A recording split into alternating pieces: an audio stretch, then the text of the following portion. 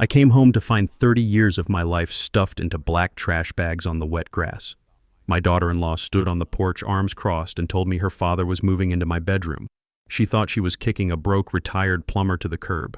She had no idea she had just evicted the man who owned the very ground she was standing on. And trust me, her regret was swift and absolute. Before I get into exactly how I dismantled her perfect little life, let me know where you are watching from in the comments below. Hit like and subscribe if you believe that disrespecting your elders should always come with a heavy price. I am Victor Rollins. Most people call me Vic. I am 73 years old. It was a Tuesday afternoon raining that cold, annoying drizzle that chills you right down to the bone. I had just come back from a quiet morning of fishing down at Lake Monroe. My old 2008 Chevy Silverado rumbled as I pulled into the driveway of the upscale suburban home I shared with my son Julian and his wife Chloe. But I did not make it to the front door. Scattered across the manicured front lawn were 5 black garbage bags. They were cheap, thin plastic already tearing at the seams. Beside them sat a cardboard box getting soaked in the rain. I parked the truck and walked over, my boots squished in the wet grass. I looked down and saw my flannel shirts, my work boots, and my shaving kit spilling out onto the mud. And there, sitting right in the center of that soggy cardboard box, was a beautiful mahogany urn. My Vivian, my wife of 40 years, left out in the rain like discarded junk. I picked up the urn, wiping the raindrops from the polished wood with my sleeve. I felt a cold knot form in my chest, but I kept my face entirely blank. 40 years of building a commercial real estate empire in Chicago teaches you how to hide your emotions when the pressure is on. I looked up. Chloe was standing on the covered porch. She was 36, wearing an expensive cashmere sweater and holding a mug of artisanal coffee. She did not look guilty. She looked annoyed. Julian, my 40-year-old son, was standing just behind her, practically hiding in her shadow. He could not even meet my eyes. He stared at his expensive Italian leather shoes.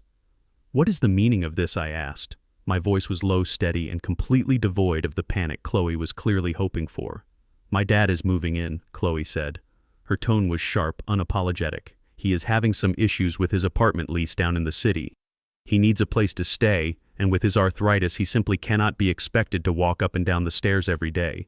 He needs the master suite on the ground floor. Your room." I looked from her to Julian, my own flesh and blood.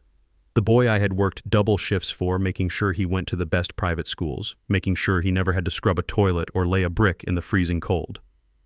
"Julian," I said, "is this how it is?" Julian finally looked up, his face pale. "Dad, come on," he stammered. "It is just for a little while. Richard is in a tough spot. And honestly, Chloe and I have been talking. You need more specialized care anyway. We found a nice assisted living facility a few towns over. It is very affordable. You will be comfortable there." Affordable. He said the word like it was a favor to me. He thought I was broke. They both did. Because for the last 10 years, ever since Vivian passed, I played the part of a simple retired plumber scraping by on Social Security. I drove an old truck. I wore faded clothes. I never flaunted my money. Vivian always told me that wealth attracts parasites and poverty is the best filter for true character. Boy, was she right. Chloe stepped forward, resting a hand on her hip. "Let us be honest, Vic. You do not belong in a neighborhood like this anyway. You stick out. My dad fits the demographic here. He plays golf at the country club. He networks. Having him here is good for Julian's image at the firm. Having an old man tinkering with dirty tools in the garage and driving a rusted truck brings down the property value." She took a sip of her coffee, looking down at me on the wet lawn. "We packed everything you own. We even left you $50 for gas to get to the facility. The address is written on the back of an envelope in that box." I looked at the $50 bill fluttering under a paperweight inside the wet box. It was insulting. It was comical. I had given Julian $500 in cash every single month. I told him it was my contribution for groceries and utilities. I knew Chloe laughed at that amount. She called it my pathetic little allowance. She complained to her friends that her father-in-law was a freeloader, dropping spare change while she and Julian footed the real bills. What Chloe did not know was that the $500 was not for groceries. It was an exact cash reimbursement for the property taxes and the exorbitant homeowners association fees. Fees for a house that Julian thought he owned. He did not own it. I bought this property outright in cash 7 years ago through a blind trust. Julian was merely listed as a beneficiary resident under the strict legal condition that I resided in the home and was cared for until my death. But I did not say any of that. I did not scream. I did not yell about the money or the trust or the multi-million-dollar real estate development firm I had built from nothing and sold to a conglomerate just last year. Anger is a loud, messy thing. Retribution is silent. I held Vivian tightly against my chest. I looked at Julian one last time. He looked away again, ashamed but unwilling to stand up to his wife. He had made his choice. He chose the illusion of a wealthy lifestyle over the father who had bled to give it to him. "Understood," I said softly. Chloe smirked. She actually smiled a triumphant, wicked little grin. She thought she had won. She thought she had successfully bullied a helpless old man out of his only shelter. "I am glad we are on the same page," she said, turning her back to me. "Have a safe drive, Vic." The front door clicked shut, the deadbolt engaged. I stood alone in the rain for a moment longer. I carefully placed Vivian inside the cab of the Silverado safely on the passenger seat. Then I grabbed the trash bags full of my clothes and tossed them into the truck bed.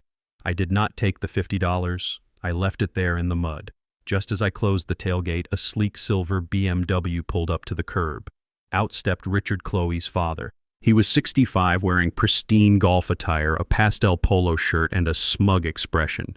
He popped the trunk and started pulling out custom leather golf bags. He saw me standing by my old truck in the rain. He paused, looking me up and down with that familiar subtle disgust he always wore around me. "Moving out, Vic," he called out, not offering a hand. "Shame. But you know how it is. Sometimes you have to make room for an upgrade. This neighborhood requires a certain pedigree, you understand." I looked at Richard. A man wearing expensive clothes, driving a leased luxury car, trying to act like royalty, while moving into a room that was not his. I knew men like Richard. All show no substance. A house of cards waiting for a strong breeze. "I understand perfectly, Richard," I replied. "Enjoy the house." I got into the driver's seat of my Chevy. I turned the key and the old engine roared to life. I put the truck in gear and slowly drove away from the beautiful 2-story brick house. I looked in the rearview mirror and saw Richard struggling to carry his heavy golf clubs up the driveway, acting as if he owned the world. They all thought they had won. They thought they had discarded a heavy burden. They had no idea that by locking that front door, they had just initiated their own financial and social ruin. I wiped the rainwater from my face. I reached under the driver's seat and pulled out a hidden compartment. Inside was a brand new smartphone, fully charged and disconnected from any family tracking plans. I looked over at the mahogany urn sitting on the passenger seat. "Well, Vivian," I whispered to my wife, "looks like it is time to go back to work." I sat in the driver's seat of my rusted Chevy Silverado for a long moment. The cold rain hammered against the windshield, blurring the view of the house I had bought with my own blood and sweat. I was ready to put the truck in gear and drive away. I was ready to leave them to their inevitable ruin. But as I patted my worn jacket pocket, a sharp realization hit me. My blood pressure medication was still sitting on the kitchen counter inside. A man does not build a multi-million-dollar real estate empire by being careless with his health, and I was going to need my health for what I was about to do. I turned off the ignition. I took a deep breath, letting the cold air fill my lungs. I stepped back out into the freezing drizzle. I walked slowly up the concrete driveway, stepping past the black plastic trash bags that contained 30 years of my life. As I approached the steps of the porch, a harsh, violent sound broke through the noise of the rain. It was the sound of heavy wood scraping aggressively against concrete. I stopped dead in my tracks at the bottom of the steps. Richard was there. Chloe's father was dragging a heavy wooden porch swing across the beautiful mahogany deck. It was not just any piece of furniture. I had built that swing with my own 2 hands over 3 decades ago. My late wife Vivian and I had spent an entire weekend painting it a soft, pristine white. We used to sit on that swing every summer evening, drinking sweet tea and watching the neighborhood children ride their bicycles down the street. It was her sanctuary. It still smelled like her favorite lavender perfume in my memory. Richard did not care. He heaved the swing over the edge of the porch with a grunt of exertion. It crashed down onto the wet grass right next to my bags of clothes. I heard a sickening crack as the left armrest splintered into jagged pieces. The wood we had sanded down so carefully was destroyed in a single careless second. I felt a surge of pure white-hot heat rise from my stomach to my throat. My fists clenched so tight my knuckles ached. but 40 years in the cutthroat business of commercial development teaches you absolute control. I kept my face entirely blank. I kept my breathing slow and steady. Richard brushed the dust off his hands and turned around. He did not look surprised to see me. He certainly did not look apologetic. Instead, he let out a short, arrogant laugh. He walked over to his silver BMW parked in the driveway and pulled out a massive custom leather golf bag. He dragged the heavy bag up the stairs and dropped it right in the exact spot where Vivian's swing had rested for years. "Sorry, old man," Richard said. His voice lacked even a fraction of genuine sorrow. He looked me up and down, taking in my faded flannel shirt and my wet boots with obvious disdain. "This house needs a little upgrade to match its class. You understand, right? We cannot have rusted old yard sale furniture ruining the aesthetic of a premium property. I need this open space for my clubs. I have some very important colleagues coming over this weekend for drinks before we hit the greens. You simply do not fit the demographic of this neighborhood anymore, Vic." "It is nothing personal, just real estate facts." I stared at his pristine, shiny golf clubs. They were the kind of clubs a man buys when he wants to look wealthy to his friends, not the kind a real athlete uses.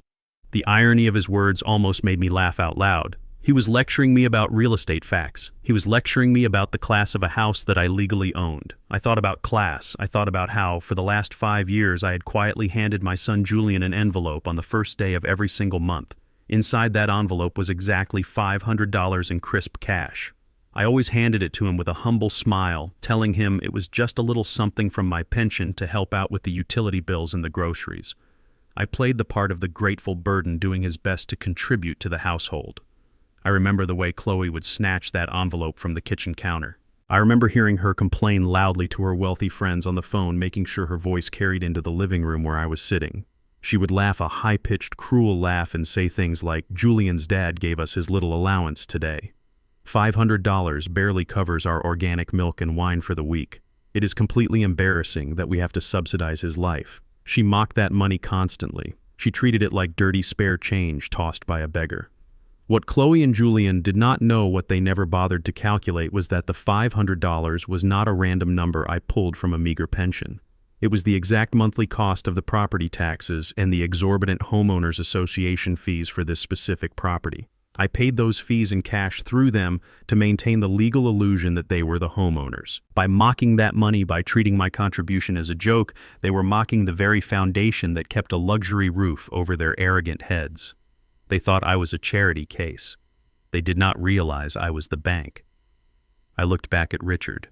He was busy polishing a golf iron with a microfiber cloth, completely ignoring my presence on the lawn. I did not yell at him. I did not tell him that he was an uninvited guest squatting in a house funded by the man he was currently insulting. I just walked past him in complete silence. I opened the front door and stepped inside one last time. The house was dead quiet. Julian and Chloe were nowhere to be seen. They were probably hiding upstairs in their bedroom, avoiding the guilt of watching me leave in the rain. I grabbed my small medication bag from the marble kitchen counter. I walked back out onto the porch. Richard did not even look up. "Enjoy the upgrade, Richard," I said quietly. "Make yourself very comfortable." I walked down the steps and back to my truck. I climbed inside the cold, damp cabin and locked the doors. I started the engine, hearing the familiar deep rumble of the old motor. I drove away, leaving my trash bags and my wife's broken wooden swing on the lawn. I would buy that swing back later, but right now, I had bigger plans. I navigated the winding, pristine streets of the gated community. The massive oak trees and perfectly manicured lawns passed by my rain-slicked windows. I drove past the main security gate where the guard waved at my old truck without a second glance. The moment the luxury neighborhood was out of sight and I merged onto the main highway, I pulled the truck over to the shoulder of the road. I put the vehicle in park. I reached into my jacket pocket and pulled out my battered flip phone.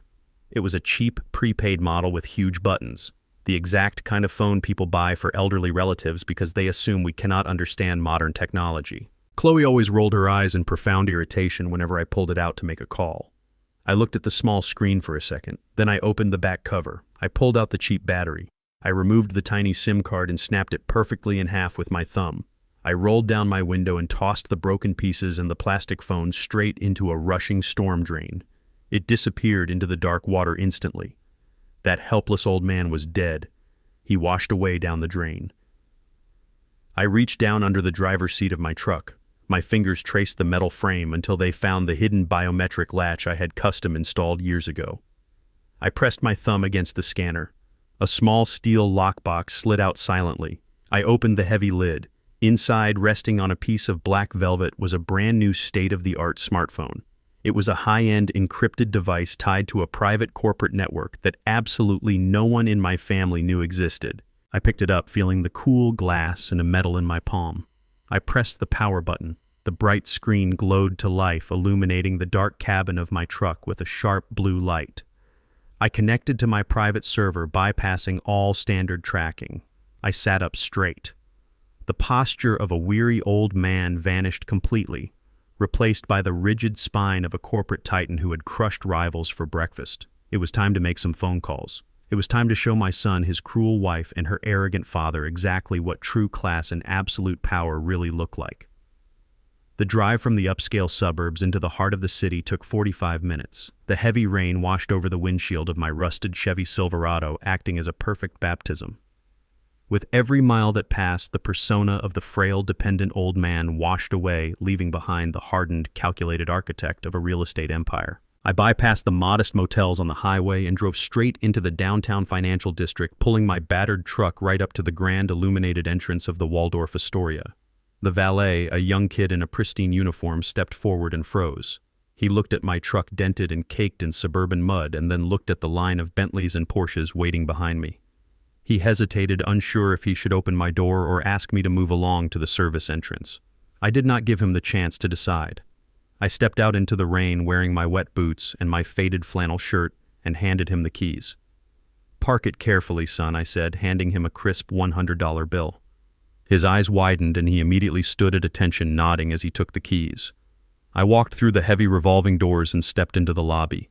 It was a cathedral of marble crystal chandeliers and quiet wealth. The air smelled of expensive lilies and old money. I walked across the polished floor, my heavy boots squeaking slightly, drawing the eyes of well-dressed guests who quickly looked away. I approached the front desk. A young man in a sharp, tailored suit looked up from his computer. He took one look at my wet clothes, my weathered face, and my calloused hands. His professional smile tightened into a polite but firm mask. He had been trained to handle vagrants without causing a scene. "Good evening, sir," he said, his voice dripping with that polished corporate condescension. "I am afraid if you are looking to get out of the rain, the public transit station is just 2 blocks down the street. Our lobby is reserved for hotel guests only." I did not blink. I did not raise my voice. I leaned slightly against the cold marble counter and looked him dead in the eye. "Good evening," I said, my voice deep and unwavering. "I need a suite. The largest one you have available. I will be staying indefinitely." The young man let out a soft, patronizing sigh. "Sir, I assure you we are completely fully booked. And even if we were not, our standard rooms begin at over $1,000 a night. Perhaps there is a more suitable accommodation for you outside the downtown area." He reached for a notepad, clearly intending to write down the address of a cheap motel. I reached into my wet jacket pocket. I did not pull out a worn leather wallet. I pulled out a solid titanium American Express Centurion card, the infamous black card. I placed it flat on the marble counter. It made a heavy, distinct clink that echoed in the quiet lobby. I placed my platinum driver license right next to it. The clerk looked down. He saw the black metal. He saw the name embossed in silver, Victor Rollins. I watched the color completely drain from his face. In this city, the name Rollins was stamped on the sides of skyscrapers, luxury condominiums, and commercial plazas. He realized, in a fraction of a second, that he had just tried to kick out one of the most powerful real estate developers in the state. "My apologies, Mr. Rollins," he stammered, his hands visibly shaking as he quickly typed into his keyboard. "I am so sorry. I did not recognize you. We actually have the presidential suite available on the top floor. It will be ready for you immediately." "I will need total privacy," I told him, picking up my card. "No phone calls transferred to my room unless I approve them. No visitors. If anyone calls asking if I am a guest here, you tell them you have no one by that name." "Absolutely, sir," he said, handing me the golden keycard with both hands. 5 minutes later, I was standing in the center of a 3,000-square-foot penthouse suite. Floor-to-ceiling windows offered a panoramic view of the glowing city skyline. I walked into the massive marble bathroom, stripped off my wet, pathetic disguise, and took a long, burning hot shower. When I stepped out, I wrapped myself in a thick plush robe. I walked over to the fully stocked mahogany bar, poured myself a neat glass of 20-year-old bourbon, and sat down in a leather armchair overlooking the city. I picked up my encrypted smartphone. It was time to make the call that would set the demolition in motion. I dialed a private number. It rang twice before a sharp, commanding voice answered. Sterling Pierce, attorney at law. Sterling was a 60-year-old African-American bulldog of a lawyer. We had grown up in the same rough neighborhoods on the South Side. I built buildings and he built airtight legal fortresses. He was the only man who knew the absolute entirety of my wealth and my strategies. Vic Sterling said, his tone shifting from professional to familiar. It is late. Do not tell me you are calling about the downtown zoning permits at this hour. No, Sterling, I replied, taking a slow sip of the bourbon. I am calling about Julian and Chloe. They just threw my belongings out onto the front lawn. Her father is moving into my bedroom as we speak. There was a heavy, pregnant silence on the other end of the line. When Sterling spoke again, his voice was ice cold. They actually did it. They kicked you out. They did. I confirmed. Julian stood right there and let it happen. They told me to go to an assisted living facility. They think I am destitute, Sterling. Chloe even had the nerve to leave me a $50 bill in a cardboard box for gas money. I heard Sterling let out a low, dark chuckle, a laugh that meant someone was about to lose absolutely everything. $50, Sterling repeated. She left a multimillionaire $50. Vic, please tell me you are ready to drop the hammer. I have been sitting on this paperwork for 5 years, waiting for that boy to show his true colors. I am ready, I said. Walk me through the exact legal standing of the property as of tonight. Sterling shuffled some papers on his desk. The house is entirely owned by the Rollins Family Revocable Living Trust, of which you are the sole trustee and grantor. Julian is listed purely as a conditional beneficiary resident. The singular non-negotiable condition of his residency in that home is that he provides you with adequate shelter care and residence until the day you die. So I murmured, staring out at the city lights. By placing my belongings in the yard and telling me to leave, what exactly did my son do? He breached the primary covenant of the trust, Sterling said sharply. Legally speaking, the moment you drove away from that property under duress, Julian forfeited his right to live there. He is no longer a beneficiary. He and his wife and his arrogant father-in-law are now legally classified as unauthorized squatters trespassing on corporate property. Draft the eviction notices I ordered, but do not file them yet. I want them to get comfortable first. I want Richard to unpack his expensive golf clubs. I want Chloe to start redecorating my room. Let them think they have won. We are going to tighten the noose slowly. Understood, Sterling said. What is your first move? I smiled in the empty, luxurious room. It was a cold, calculated smile. Contact the bank, I instructed. I want to cancel a specific recurring transfer.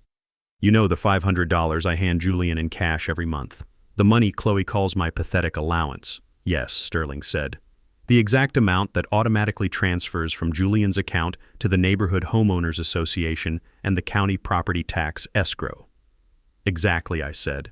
For 5 years I have been making cash deposits into Julian's account, and my corporate office automatically pulls that exact amount to keep their luxury lifestyle afloat. I want you to sever the corporate payment link tonight. Do not notify them. Let the automated payment fail. Sterling laughed again. Vic, the HOA in that neighborhood is notoriously ruthless. If that payment bounces, they will slap Julian with a $500 late fee on day one. By the end of the week, they will issue a formal warning of property liens. That is the point, I said softly. Chloe thinks I am a charity case. Julian thinks he is a self-made man. It is time they find out how expensive it is to live in a mansion when the invisible safety net suddenly vanishes. Consider it done, Sterling said. Have a good night, Vic. Welcome back to the land of the living. I ended the call and placed the phone on the glass coffee table. I took another slow sip of my bourbon, feeling the warmth spread through my chest. The rain continued to beat against the floor-to-ceiling windows of the presidential suite. Somewhere out in the wealthy suburbs, my son and his wife were sleeping peacefully, completely unaware that their financial execution had just been ordered. I looked at the mahogany urn resting safely on the marble mantel across the room. I promised you I would test his character, Vivian, I whispered to the empty room. He failed. Now he gets to face the consequences. 3 days passed since I checked into the presidential suite at the Waldorf Astoria. I spent my mornings drinking premium black coffee and reviewing the financial dossiers my lawyer Sterling sent over. My son and his wife were living on borrowed time and borrowed money. They were a house of cards waiting for a strong gust of wind. But the real entertainment started on a Thursday afternoon. I was sitting by the floor-to-ceiling window looking out over the city when my secure smartphone buzzed with a notification from my private bank. An attempted transaction had just been blocked. I opened the alert and a slow, calculated smile spread across my face. Let me explain something about Chloe. She always thought she was the smartest person in any room she walked into. A few months ago, a piece of my mail went missing from the kitchen counter. It was a secondary credit card, a basic account I kept active for minor hardware store purchases and random expenses. I knew exactly who took it. I never reported it stolen because a good fisherman knows you have to use the right bait to catch a predator. I left the card unblocked because I wanted to see exactly how greedy she would get. She held onto it waiting for the perfect moment. And kicking me out of the house was apparently the green light she needed to start spending what she thought was a senile old man's money. My banking application showed the exact location of the attempted charge. Chloe was at an exclusive boutique downtown called the Artisan Loft. It is the kind of place where a single decorative pillow costs more than a regular person's monthly mortgage payment.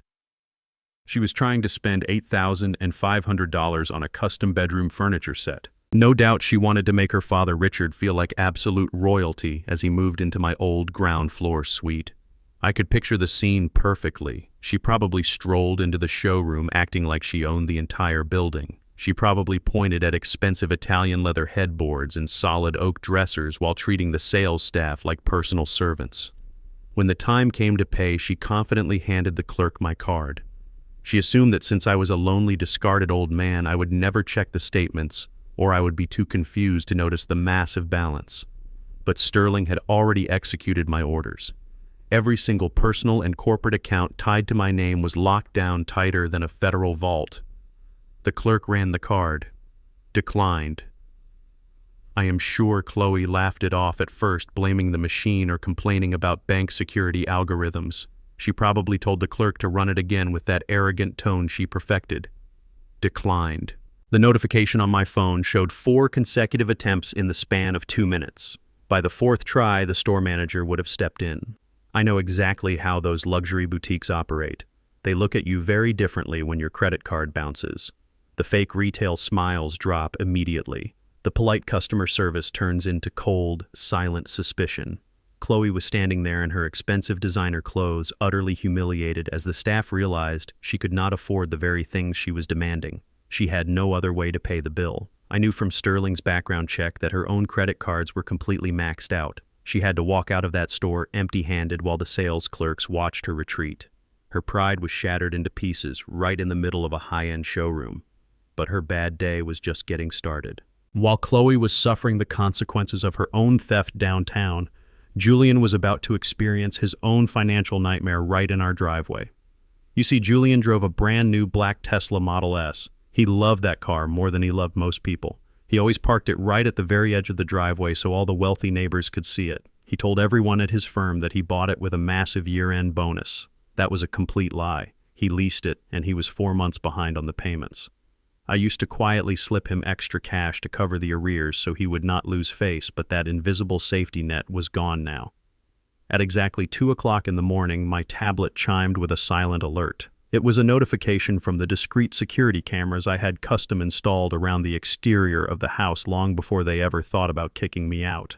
I opened the live video feed. A heavy-duty diesel tow truck was backing slowly into the driveway. The flashing yellow lights illuminated the pouring rain reflecting off the pristine paint of the Tesla. 2 men in thick raincoats jumped out and quickly hooked up the front wheels of the luxury vehicle. The front door of the house burst open. Julian ran out into the freezing rain wearing nothing but expensive silk pajamas and a panic-stricken expression. He was waving his arms wildly, shouting at the repo men. I turned up the audio feed on my tablet. Julian was begging them to unhook the car. He promised he would make a double payment the very next morning. He tried to explain who he was and how important his job was. The repo man just shook his head, wiping rain from his face, and handed Julian a laminated piece of paper. You cannot negotiate with a tow truck driver holding a legal bank order. I watched my 40-year-old son stand barefoot in the cold mud as his ultimate status symbol was dragged away into the dark street. The noise of the tow truck woke up the neighborhood. I saw the porch lights turn on at the house next door. Mrs. Gable, a notorious neighborhood gossip, was standing at her window, watching the entire humiliating spectacle. Julian looked small. He looked desperate and entirely powerless. And then he did exactly what I knew he would do. He reached into his pajama pocket and pulled out his cell phone. He dialed a number he had called countless times before when he was in trouble. A second later, the automated voice from my telecom provider echoed faintly through the security camera audio. The number you have reached is no longer in service. Julian stared at his glowing phone screen in absolute shock. The rain plastered his hair to his forehead. He dialed again, his fingers shaking. The same automated voice replied. He had tried to call his poor old dad for a quick bailout. He honestly thought he could just cry on the phone, tell me he made a terrible mistake, and ask for a few $1,000s to get his luxury car back from the impound lot. But the old flip phone he was calling was sitting in broken pieces at the bottom of a storm drain. The man he relied on to clean up his messes was officially gone. The next morning, the atmosphere inside that house must have been absolutely toxic. Chloe had no new furniture to impress her arrogant father. Julian had no luxury car to drive to his prestigious firm. He probably had to order a rideshare just to get to work. The walls of their fake wealth were closing in on them rapidly. They were bleeding cash, and they had absolutely no way to stop the bleeding. I kept the security feed running on a secondary monitor in my suite while I ate my breakfast. Around 10 o'clock in the morning, I saw Chloe storm out the back door and walk into the detached garage. She was pacing back and forth, talking frantically on her phone. She was looking for something, anything of value to liquidate. They needed fast cash to save their sinking ship. Then she stopped pacing. She was staring directly at the back wall of the garage. Against that wall sat my vintage tool collection and several antique clocks I had meticulously restored over the years. We are not talking about cheap hammers and rusty nails from a local hardware store. These were rare 19th century woodworking tools, pristine hand planes, and solid brass levels. Collectors pay tens of thousands of dollars for authentic items like those. Vivian and I spent decades traveling the country hunting for them at exclusive estate sales. Through the camera, I watched Chloe walk over to the locked display cabinets. She found the spare key I kept hidden under a workbench. She opened the glass doors and picked up a solid bronze antique plane, examining it closely. I could almost see the greed calculating in her eyes. She pulled out her phone and started taking high-resolution pictures of the entire collection. She opened every drawer, photographing every rare silver wrench and every beautifully restored mantel clock. She thought it was just a bunch of old junk left behind by a senile retired plumber.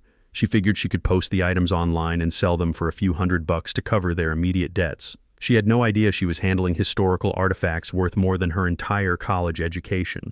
She justified it to herself by assuming I had abandoned the property so it was rightfully hers to sell. I took a slow sip of my coffee and smiled.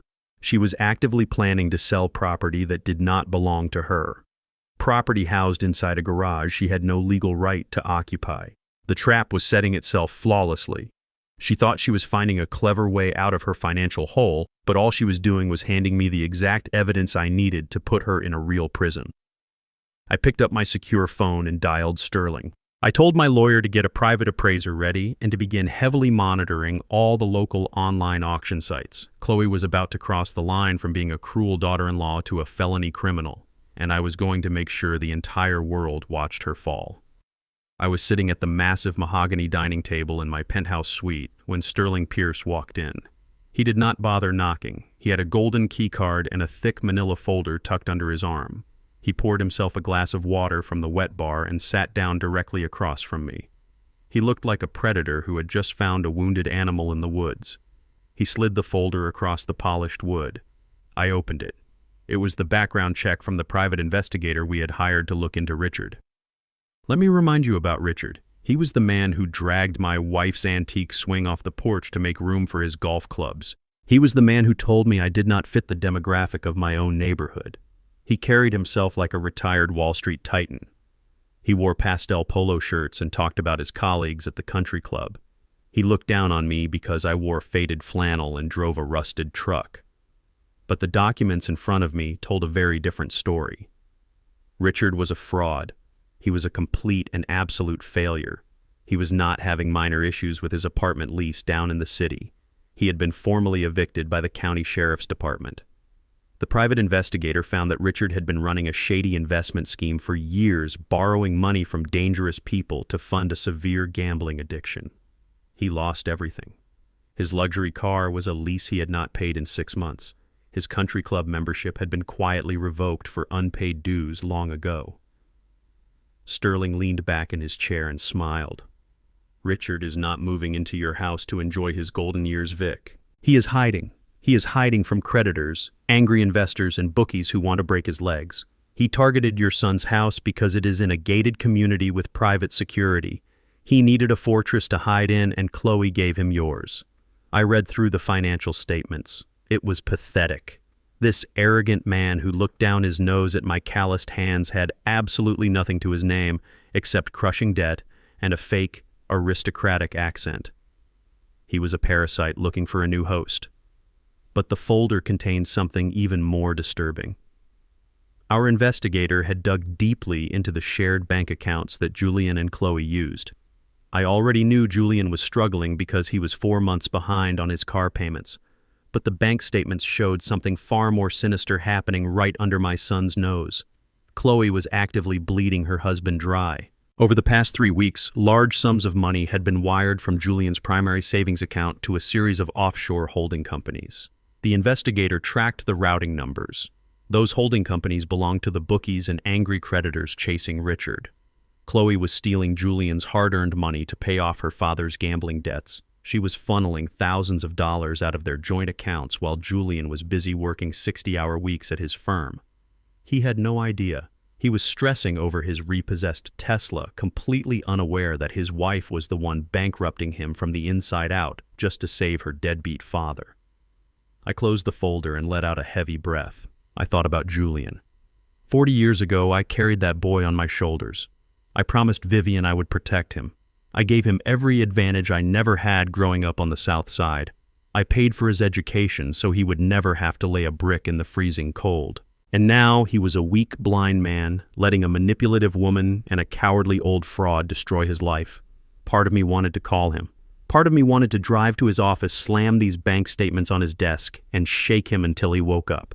I wanted to tell him that the woman he married was transferring his future to criminals, but I knew that would not work. Julian was blinded by his desire to fit into her world. If I tried to warn him, Chloe would just spin another web of lies. She would cry, she would manipulate him, and she would convince him that his crazy old father was trying to ruin their marriage out of spite. Number Julian had made his bed when he watched them throw my belongings onto the wet grass and said absolutely nothing. He had to lie in it. He had to feel the fire burn before he would ever understand the danger he was in. A man cannot be saved if he refuses to see the chains around his own wrists. Sterling watched my face closely. He knew me well enough to know I was not feeling pity. I was calculating the drop. "What is the play, Vic?" he asked quietly. "Do we send this file to the police? Do we let the authorities drag Richard out of the house in handcuffs?" "Not yet," I replied. "Sending Richard to jail right now would be too easy. It would take him out of the house, which is exactly what Julian needs to survive. I do not want to solve their problems for them. I want them to drown in them." Richard is a man built entirely on false pride. He lives for the illusion of wealth. If we take away his freedom, he just plays the victim. But if we take away his pride, his illusion, and his social standing in front of the people he desperately wants to impress, we destroy him completely. I told Sterling to keep monitoring the bank accounts. Let Chloe keep stealing from Julian. Let her funnel every last cent into her father's black hole of debt until there is nothing left. Let them feel the false security of having a luxury roof over their heads. Because I knew exactly what a man like Richard would do next. A man who is desperate to maintain his wealthy facade always overcompensates when he feels cornered. Now that he was safely inside a multi-million-dollar home in a gated community, he would want to show it off. He would want to invite those snobby country club friends over to prove he was still a man of high status. He would try to use my house to rebuild his shattered reputation and pretend he was still on top of the world. And when he did, I was going to be there. I was going to let him build his stage, gather his audience, and then I was going to pull the floor right out from under him. But first, we needed to turn up the heat. Richard was getting too comfortable in his new environment, and he lacked the discipline to respect the rules of a high-end neighborhood. Get the Homeowners Association Management Company on the line, I told Sterling. You know, the property management firm that my development company secretly owns. Tell the board directors to start strictly enforcing every single neighborhood bylaw on that specific address. I want daily inspections. If Richard thinks he can hide in my house for free, he is about to find out that the neighborhood has a very strict policy against uninvited trash. Sterling smiled, packing the thick manila folder back into his leather briefcase. It was the kind of smile that promised absolute devastation. The trap was set. The financial walls were closing in on Chloe and Julian, and Richard was about to learn that pretending to be rich is a very dangerous game when you are playing in a house owned by a man who actually is. I was sitting in the leather armchair of my penthouse suite at the Waldorf Astoria when the notification chimed on my encrypted tablet. It was a message from the private investigator Sterling had hired. The message contained a single link to a local online marketplace and a brief note that said, "You need to see this immediately." I clicked the link and the screen loaded a new advertisement posted just 20 minutes ago. The title of the listing read, "Old carpentry junk and antique clocks for quick sale." My heart turned to absolute ice. I stared at the high-resolution photographs uploaded to the website. There on the screen was my entire life history, laid out on the dirty concrete floor of my garage. I saw my 19th century Stanley metal planes. I saw the custom brass levels I had used to frame the very first apartment building I ever developed on the south side of Chicago. I saw the grand mahogany mantel clock that Vivian and I had purchased on our 10th wedding anniversary. These were not just tools or decorations. These were the sacred artifacts of my survival. They were the blood and sweat that built the Rollins real estate empire. Chloe had broken the locks on my display cabinets. She had dragged my meticulously maintained antiques out of their velvet-lined drawers and tossed them into cheap cardboard moving boxes. And the most insulting part of it all was the price tag she had placed on the listing. She was asking for $1,200 for the entire lot. The antique mantel clock alone had recently been appraised at over $25,000. The vintage woodworking tools were highly sought after collector items worth easily another $30,000. She was trying to liquidate $50,000 of my personal property for the price of a cheap television. She was desperate. Richard was drowning in gambling debts and his dangerous creditors were closing in on them. Chloe needed fast, untraceable cash to keep her arrogant father safe, and she had decided that stealing from the old man she had just kicked out was the easiest way to get it. My phone rang loudly on the glass table. It was Sterling. My lawyer was absolutely furious. His voice boomed through the speaker. "Vic, tell me you are looking at the same website I am looking at right now. Tell me you see what that entitled woman is doing to your property. I am calling the police chief right now. We are sending a squad car to the house. We are going to have her arrested for grand larceny before she can hand those items over to some random pawn shop." I took a slow sip of my black coffee. I watched the city traffic moving silently far below my window. "Calm down, Sterling," I said. My voice was completely steady. My calmness seemed to frustrate him even more. "Calm down," he repeated. "Vic, she is actively fencing stolen goods across state lines using the internet. She is committing a federal crime right in your garage. If she sells those tools to a stranger, you might never get them back. If we send the police right now, she will play the victim," I explained patiently. "You know exactly how a woman like Chloe operates. She will cry. She will tell the police that it was a simple misunderstanding. She will claim that I abandoned the property and told her to clear out the garage. She will use her tears and her expensive clothes to manipulate the situation.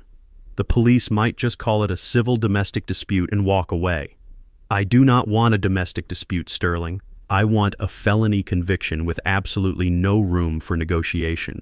We are not going to stop her from selling my property. We are going to help her do it." Sterling fell silent on the other end of the line. His legal mind caught up to my strategy instantly. "You want to set up a controlled buy?" he asked quietly. "Exactly," I replied. "Call Thomas."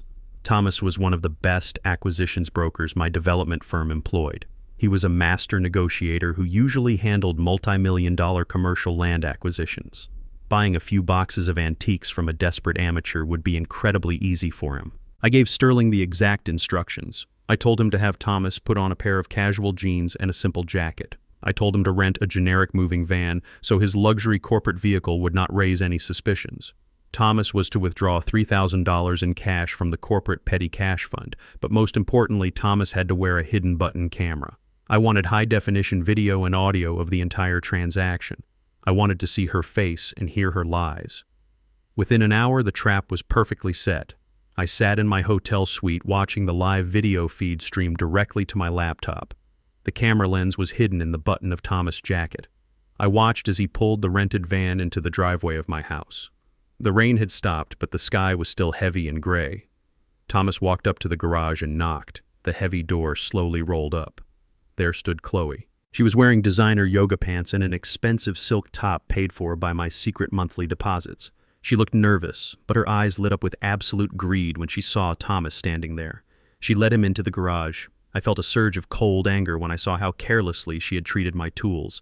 She kicked one of the cardboard boxes toward Thomas.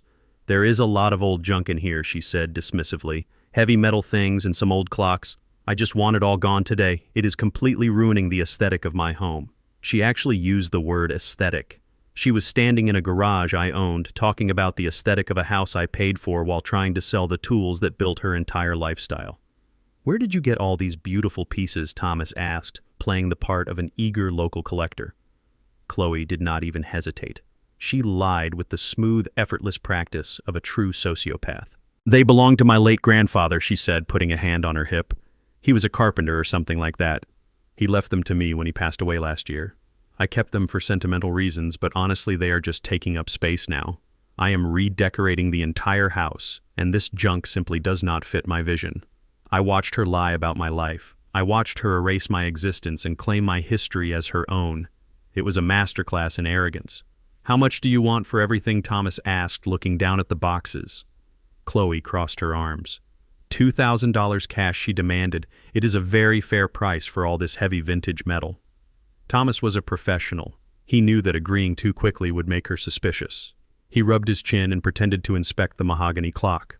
"I do not know," he said slowly. "It is going to take a lot of work to clean this up. I can give you $1,500 right now, cash in hand, and I will load it all myself." Chloe tried to hide her relief, but I could see the tension leave her shoulders. "Deal," she said quickly. "Just get it out of my garage." Thomas reached into his jacket and pulled out a thick envelope of $100 bills. Chloe reached for the money instantly, but Thomas pulled it back just an inch. He reached into his other pocket and pulled out a clipboard with a single sheet of paper attached to it. "Before I hand over the cash, I just need you to sign this standard bill of sale," Thomas said with a polite smile. "I run a legitimate antique business and my accountant needs a paper trail for tax purposes. It just says that you are the legal owner of these items and that you have the right to sell them to me. Standard boilerplate stuff." Chloe rolled her eyes, clearly annoyed by the paperwork delaying her payday. "Give me the pen," she said impatiently. She did not read a single line of the document. If she had read it, she would have seen the strict legal clauses Sterling had drafted. The document explicitly stated that the seller was the sole and absolute legal owner of the property. It stated that the items were free of any liens, claims, or disputes. It was a legally binding contract confirming that she was knowingly and willingly taking responsibility for the sale. She grabbed the pen and signed her full legal name at the bottom of the page. She signed away her entire future for $1,500 in crumpled paper. Thomas handed her the cash. She shoved the envelope into her designer pocket without even counting it properly. She stood back and watched as Thomas carefully loaded the boxes and the antique clocks into the back of his van. She told him to hurry up because she had a manicure appointment she could not be late for. As soon as the last box was loaded, she pressed the button to close the garage door, shutting Thomas out. I watched the live feed as Thomas climbed into the van and drove away from the neighborhood. He drove straight to a secure climate-controlled storage facility owned by my corporate office. My tools and my wife's clock were completely safe. 5 minutes later, my phone rang. It was Sterling. "We have it, Vic," the lawyer said. His voice was filled with a dark, triumphant satisfaction. Thomas just uploaded a high-resolution scan of the signed bill of sale. "We have the video of her claiming the items belonged to her grandfather. We have the video of her taking the cash. We have her signature on a fraudulent legal document." "What is her exact legal exposure?" I asked, leaning back in my chair. Sterling let out a dry laugh. By posting the items online, crossing state digital commerce lines, and selling property valued at over $50,000, Chloe has committed felony grand theft, felony wire fraud, and trafficking in stolen goods. The signed bill of sale removes any possible defense of ignorance or misunderstanding. She documented her own crime perfectly. If we hand this file to the district attorney today, she is looking at a minimum of 5 to 10 years in a state penitentiary. The legal noose was officially tied. Chloe thought she had solved her immediate cash flow problem. She thought she had outsmarted a helpless old man and saved her arrogant father from his violent creditors. She had absolutely no idea that she had just handed me the precise weapon I needed to destroy her entirely. I looked out the window at the sprawling city. The trap was springing shut exactly as I had designed it. Chloe had sold her soul for a handful of cash, and very soon I was going to collect the debt. Chloe sold my tools for a fraction of their true value. She handed that stolen cash directly to her father. Richard used that money to temporarily buy off his aggressive creditors. With the immediate threat of violence removed from his life, Richard grew incredibly bold. He forgot he was an uninvited guest. He decided it was time to establish his dominance in the neighborhood. He wanted to prove to the wealthy residents of my gated community that he belonged there. But Richard did not know how real wealth behaved. He only knew the loud, obnoxious stereotypes of fake money. On a sunny Saturday afternoon, I watched my security monitor in absolute disbelief. A massive, rusted recreational vehicle rumbled into the pristine driveway of my property. It was a 30-foot monstrosity leaking dark engine oil all over the custom-imported paving stones I had installed 5 years ago. Richard stepped out of the driver's seat wearing a pastel polo shirt and a smug grin.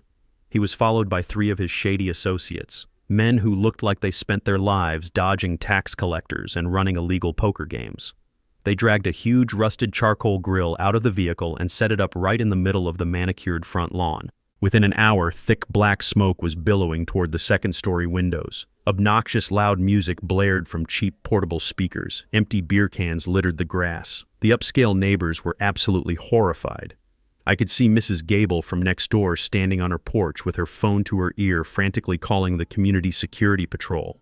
In an exclusive neighborhood like this, you do not even paint your front door without submitting a formal architectural request. You certainly do not park an oil-leaking recreational vehicle in the driveway and turn the front lawn into a cheap tailgate party. Richard was completely oblivious to the disgusted stares of the community. He was holding a pair of grilling tongs, laughing loudly and acting like the lord of the manor. He thought because he had bullied a retired old plumber out of the house, he was completely untouchable. He had no idea how wrong he was. Upscale gated communities are not governed by local police. They are governed by the Homeowners Association. The HOA is a ruthless entity that controls everything from the height of your grass to the exact shade of beige you are allowed to paint your mailbox. Chloe used to complain endlessly about the HOA board, calling them a bunch of nosy dictators who had nothing better to do than write violation tickets. What my foolish daughter-in-law did not know was that the private management firm contracted to run that specific homeowners association was a direct subsidiary of Rollins Development. I built that entire subdivision. I wrote the original community bylaws. I owned the company that enforced the rules. I picked up my secure smartphone and dialed the direct line to the regional director of my property management division. He answered on the first ring. I told him to pull up the security file for my address. I listened as he gasped in shock over the phone when he saw the live footage of the recreational vehicle and the smoke on the lawn. I gave him very specific and very ruthless orders. I told him to enforce every single community bylaw with maximum extreme prejudice. I wanted 0 warnings. I wanted 0 grace periods. I wanted immediate compounding fines. The director read the bylaws back to me. Unauthorized recreational vehicle parked in a residential driveway outside of loading hours. That is a fine of $1,000 per day. Unapproved open flame apparatus located less than 20 feet from a residential structure. That is a fine of $500 per violation. Noise violations exceeding community decibel limits during restricted hours. That is another $500. I told the director to print the official violation notices on heavy red cardstock. I wanted a neighborhood security officer to tape those bright red envelopes directly to the center of the front door every single morning at exactly 7 o'clock. For a full week, Richard kept his ugly vehicle parked in my driveway. He and Chloe ignored the first few red envelopes. I watched on the cameras as Chloe ripped the notices off the door and threw them into the trash without even opening them. Arrogant people always assume that rules apply to everyone else but them. They assume that if they ignore a problem, it will magically disappear. But the fines compounded daily. Every 24 hours, a new bright red notice was taped to the mahogany door. Every 24 hours, another $2,000 was added to their ledger. By the end of the 7th day, the total balance of fines and late penalties reached exactly $15,000. And the absolute beauty of this specific homeowners association contract was the enforcement clause. The bylaws clearly stated that if fines were not paid in full within 10 days, the management company had the legal right to place a lien on the property and initiate immediate foreclosure proceedings. The hammer finally dropped on a Tuesday evening. I sat in my suite drinking a glass of scotch, watching the camera feed as Julian returned home from work. He looked entirely broken. Since his luxury car had been repossessed, he was forced to take a cheap taxi back to the suburbs. He dragged his feet as he walked up the long driveway, avoiding the puddles of oil left by Richard's vehicle. He walked up the porch steps and stopped dead. Taped to the front door was a massive final notice printed in bold black letters. Julian ripped the envelope open. I turned the audio feed all the way up. Julian stood frozen on the porch reading the document. $15,000 due immediately. Notice of intent to place a lien on the property. Notice of intent to initiate foreclosure. He dropped his briefcase on the wet concrete. He burst through the front door and the shouting began instantly. The audio feed picked up every single desperate word. Julian was screaming at the top of his lungs. He demanded to know why there was a $15,000 fine on his house. He demanded to know why a rusted vehicle was still parked in his driveway. Chloe rushed into the hallway trying to calm him down. She told him to lower his voice and just pay the stupid neighborhood fines out of his savings account. That was the moment Julian completely snapped. He screamed that he had no savings left. He screamed that his bank accounts were entirely empty and he had no idea where the money went. He did not know Chloe had stolen his money to pay off the loan sharks, but he knew he was completely broke. Richard walked out of the ground floor master suite holding a glass of wine. He looked at Julian with pure disgust. Richard told his son-in-law to stop acting like a coward and fight the neighborhood board like a real man. The sheer audacity of Richard telling Julian to be a real man pushed my son over the edge. Julian screamed that he was drowning. He screamed that his car was gone, his money was gone, and now he was about to lose his house because of a stupid barbecue. He pointed a trembling finger at Richard and demanded that the vehicle be removed immediately. Chloe stepped between them, defending her father. She yelled at Julian, calling him pathetic and weak for cracking under pressure. The perfect wealthy family was completely tearing each other apart in the front hallway of a house they did not even own. The walls were closing in and the panic was beautiful to watch. The pressure cooker was finally cracking and they had absolutely no one to blame but themselves. I needed to look my son in the eye one last time. I needed to know if there was even a single shred of the boy I raised left inside that hollow man. I told my lawyer Sterling to leave a breadcrumb. We deliberately forwarded a piece of junk mail from my old address to a cheap motel on the absolute worst edge of the city. But I was not going to let Julian walk into the Waldorf Astoria and see the penthouse. That would completely ruin the grand finale. Instead, I paid $40 in cash for a dingy room that smelled of stale cigarettes and damp carpet. I put on my old faded flannel shirt and my scuffed work boots. I sat on the edge of a sagging mattress and I waited for the rat to take the cheese. It did not take long. Desperation makes a man run very fast. At exactly 3 p.m, a heavy, frantic knock rattled the thin wooden door of the motel room. I walked over and opened it. There stood my 40-year-old son. Julian looked like he had aged 10 years in the span of a single week. His expensive designer suit was wrinkled and stained with sweat. He had dark circles under his eyes and his hands were trembling uncontrollably. He must have taken a city bus or a cheap cab to get here because his precious luxury car was currently sitting in a bank impound lot. He did not even bother to say hello. He did not ask how his elderly father was surviving in a miserable $40 motel room. He did not ask about the urn containing his mother's ashes. He just pushed past me into the small room, running his hands over his face in pure, unadulterated panic. "Dad, I need your help," he blurted out.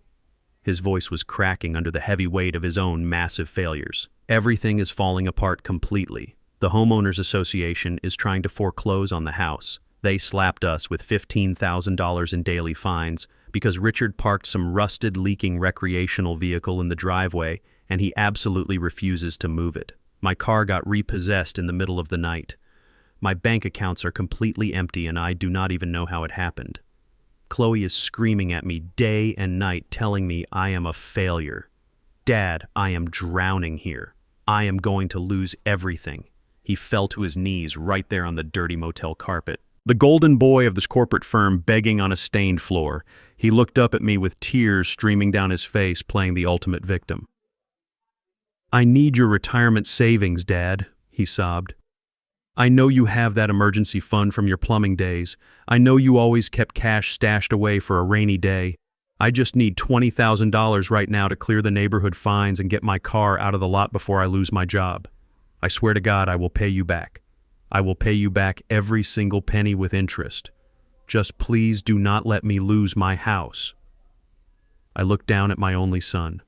40 years ago, I promised Vivian I would work my fingers to the bone to make sure this boy grew up strong and honorable. I failed.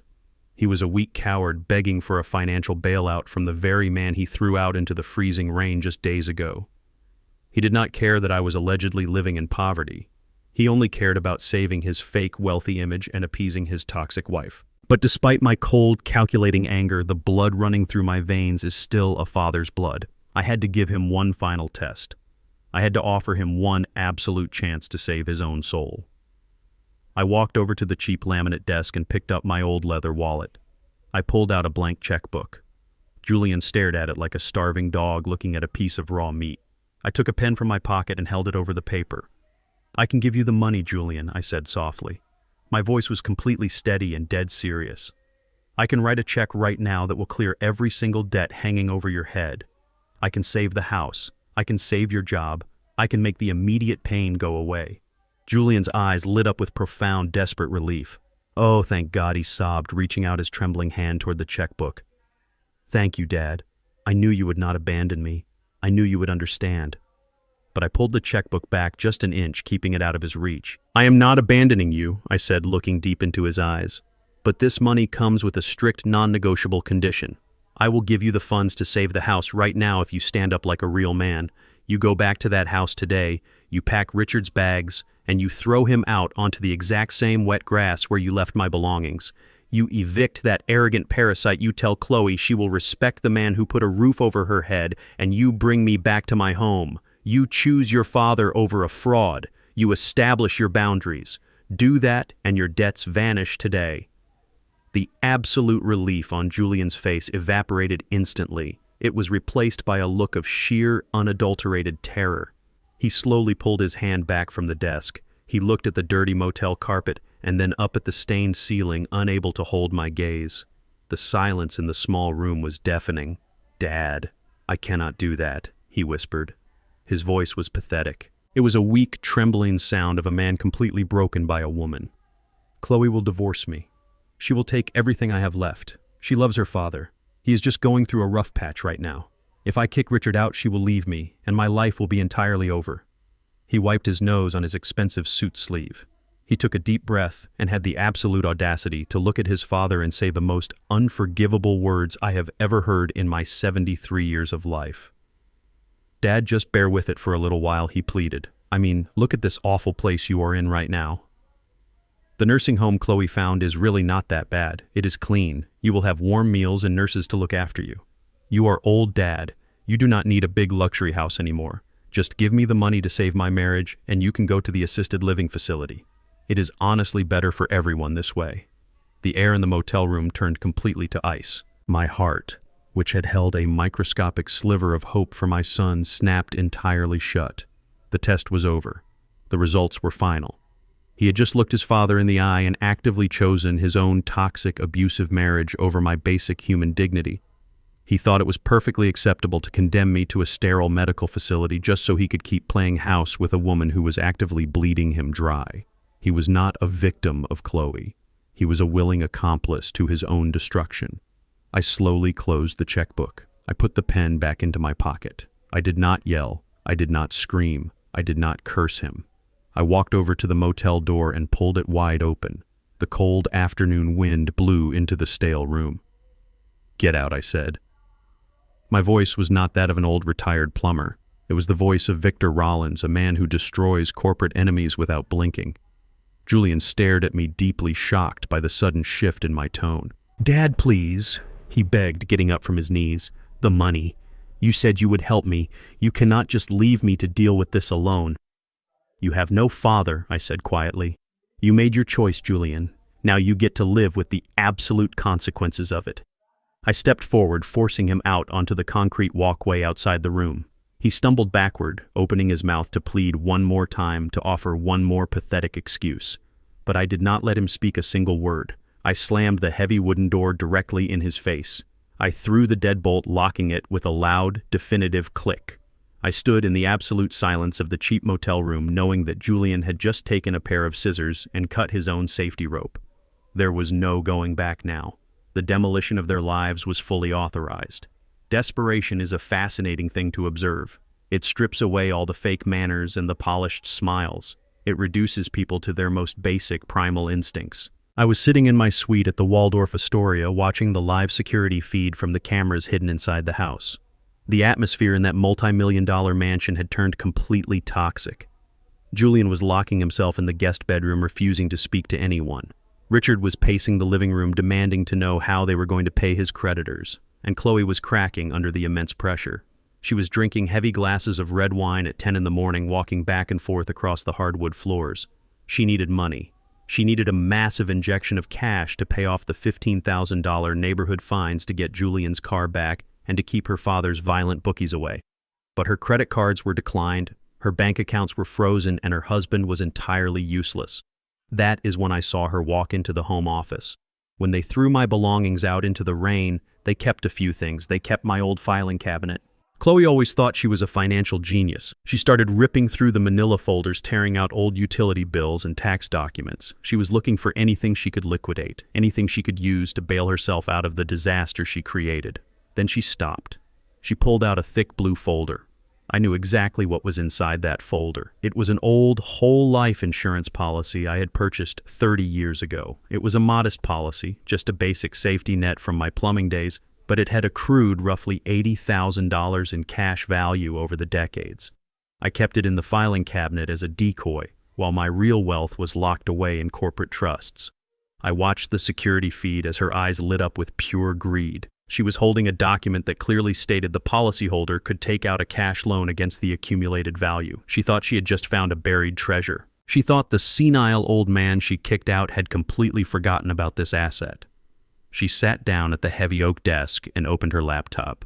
I watched her type frantically. She was downloading the official loan request forms from the insurance provider website. What she was about to do was not just cruel, it was a major federal crime. But desperation makes arrogant people incredibly stupid. Chloe printed out the loan application. She placed it on the desk right next to an old medical document that had my authentic signature on the bottom. She picked up a blue ink pen. She spent the next 20 minutes practicing my signature on a blank sheet of scratch paper. I watched her trace the curves of my name over and over again, trying to match the slight tremble of an older man's handwriting. When she felt confident enough, she signed the official loan document. She requested a maximum cash payout of $50,000. She filled in the direct deposit banking information. She did not use a joint account. She explicitly wrote down the routing number for a private checking account registered solely in her own name. She scanned the forged document and emailed it directly to the insurance claims department. She leaned back in the expensive leather office chair and took a massive gulp of her wine. She smiled. She honestly believed she had just saved her entire fake aristocratic life. What Chloe did not comprehend was that an $80,000 life insurance policy does not just sit in a vacuum. That policy was professionally managed by the exact same wealth management firm that handled my $40 million corporate portfolio. The insurance company was legally obligated to flag any high-value withdrawal requests and verify them directly with my senior financial advisor. Less than 12 hours later, my encrypted smartphone rang. It was early in the morning, and I was enjoying a plate of fresh fruit overlooking the city skyline. I answered the call. It was David, my senior wealth manager. His voice was incredibly tense. "Vic," he said, speaking very quickly. We have a massive security breach. Someone just submitted an emergency electronic request to borrow $50,000 against your old life insurance policy. The application came through with your signature, but our fraud detection software immediately flagged it. The signature does not match your current biometric profile. And more importantly, the funds were requested to be wired to an external account belonging to a woman named Chloe Rollins. I took a slow bite of my breakfast. "Block the transfer, David," I said calmly. "Lock down the insurance policy and send the entire application file directly to Sterling. I need the IP address, the digital timestamps, and the forged signature document sent to my lawyer immediately." David breathed a heavy sigh of relief, knowing that I was fully aware of the situation. "Consider it done, Vic," he said. "They are incredibly foolish to try this." They left a digital paper trail a mile wide.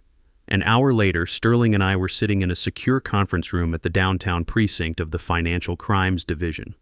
We were sitting across from Detective Miller, a sharp, no-nonsense investigator who had handled corporate embezzlement cases for 20 years. Sterling laid the entire stack of evidence on the metal table. We had the forged application. We had the digital tracking data proving the email originated from the exact IP address of my house. We had the bank records showing the destination account belonged exclusively to Chloe. And we had the high-definition video from my hidden study camera showing her physically practicing and executing the forged signature.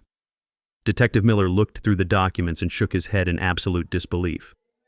"This is not just a simple mistake," he said, tapping the glossy photograph of Chloe signing the paper.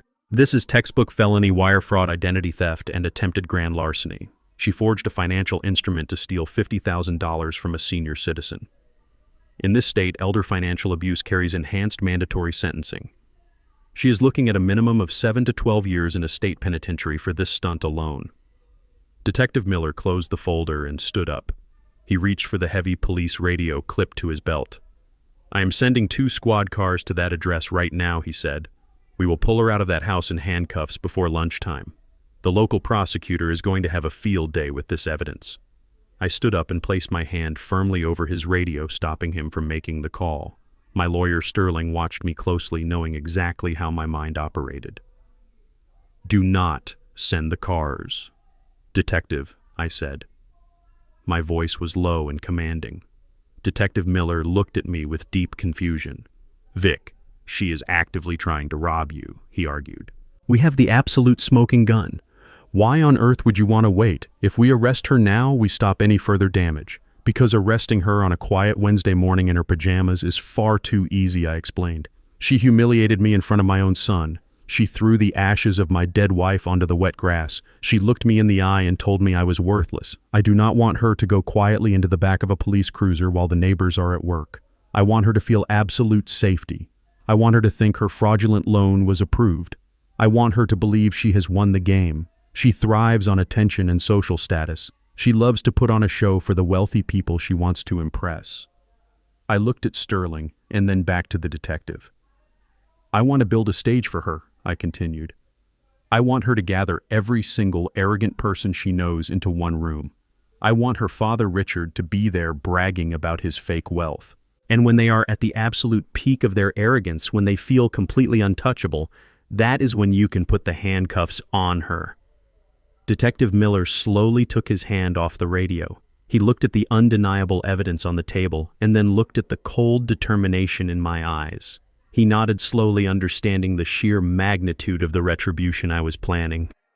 "I can hold the arrest warrant for a few days," Vic the detective said quietly. "But when you give the signal, my officers are coming in through the front door." I smiled a dark, calculated smile. "Thank you, Detective," I said.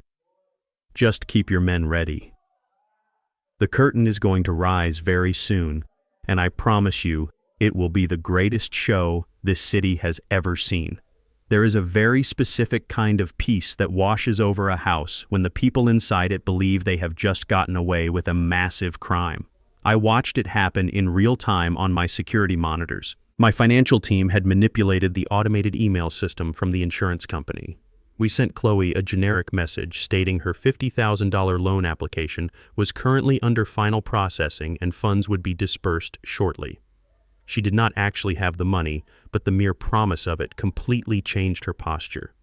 She walked through my house with her head held high, acting as if she had just won the lottery. Richard sensed this shift in the atmosphere immediately. He is a predator, and predators know exactly when their host has found a new source of blood. He cornered his daughter in the kitchen that Thursday evening. I turned up the audio on my tablet to listen. Richard poured himself a heavy glass of my most expensive imported wine, a bottle he had shamelessly stolen from my private cellar. He leaned against the marble island and began to spin his web. He told Chloe that they needed to make a statement. He said the neighborhood was starting to whisper about the incident with the recreational vehicle and the massive fines from the homeowners association. He knew that the wealthy residents of this gated community smelled weakness. Richard explained that in high society, the only way to defeat rumors of bankruptcy is to project overwhelming absolute wealth. He proposed a housewarming party, a grand, luxurious welcoming gala to officially introduce him as the new patriarch of the estate. But I knew his real motivation. Richard was not just throwing a party to save face with the snooty neighbors. His private investigator file was sitting right next to me on my desk. Richard was completely broke, and his old country club friends had stopped taking his phone calls weeks ago. He needed fresh capital for his fraudulent investment schemes. If he could lure those wealthy, arrogant men into a multi-million-dollar mansion and convince them that his family owned it, he could trick them into opening their wallets. It was a classic confidence scam. You have to look rich to steal from the rich. Chloe absolutely loved the idea. She was completely intoxicated by the delusion of her own grandeur. She told her father they would host the most lavish event the neighborhood had ever seen. When Julian came home from work later that night, he looked terrified. He saw the catering brochures scattered across the dining table. He asked his wife how on earth they could afford to host a massive party when they were facing foreclosure, and his luxury car was sitting in an impound lot. Chloe laughed right in his face. She told him not to worry his pretty little head about the finances. She said she had secured a private loan from a wealthy contact and that all their problems were completely solved. She did not tell her husband that she had committed felony identity theft. Julian, being the absolute coward that he is, simply nodded and walked away. He was so desperate to maintain his fake life that he did not even question where a sudden $50,000 lifeline came from. He just accepted the lie because the truth was too heavy for his weak shoulders to carry. The preparations for the party were absolutely sickening to watch. They were spending ghost money. Money they believed was arriving any second but was actually sitting safely in my frozen corporate accounts. Chloe hired a premium catering service that charged $200 a plate. She ordered silver platters of caviar, imported champagne, and an entire station dedicated to prime rib. She hired a professional valet company to park the cars because she did not want her wealthy guests walking up the driveway. She even hired a live string quartet to play classical music in the grand foyer. They were actively transforming the home my late wife and I built into a theatrical stage for their ultimate deception. Richard took charge of the guest list.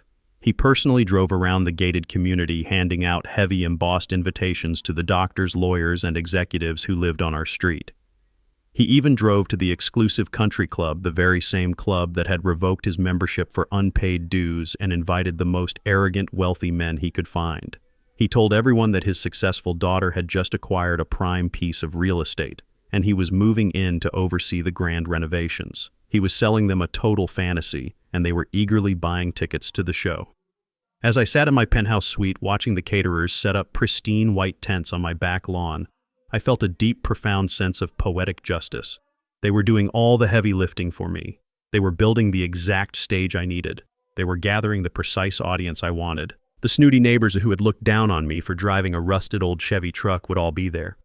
The wealthy investors Richard desperately wanted to scam would all be there. Everyone who thought they were better than a retired black plumber was going to have a front row seat to the greatest financial execution this city had ever witnessed. Saturday evening finally arrived. The sun began to set, casting a golden glow over the expensive neighborhood. My house looked absolutely immaculate.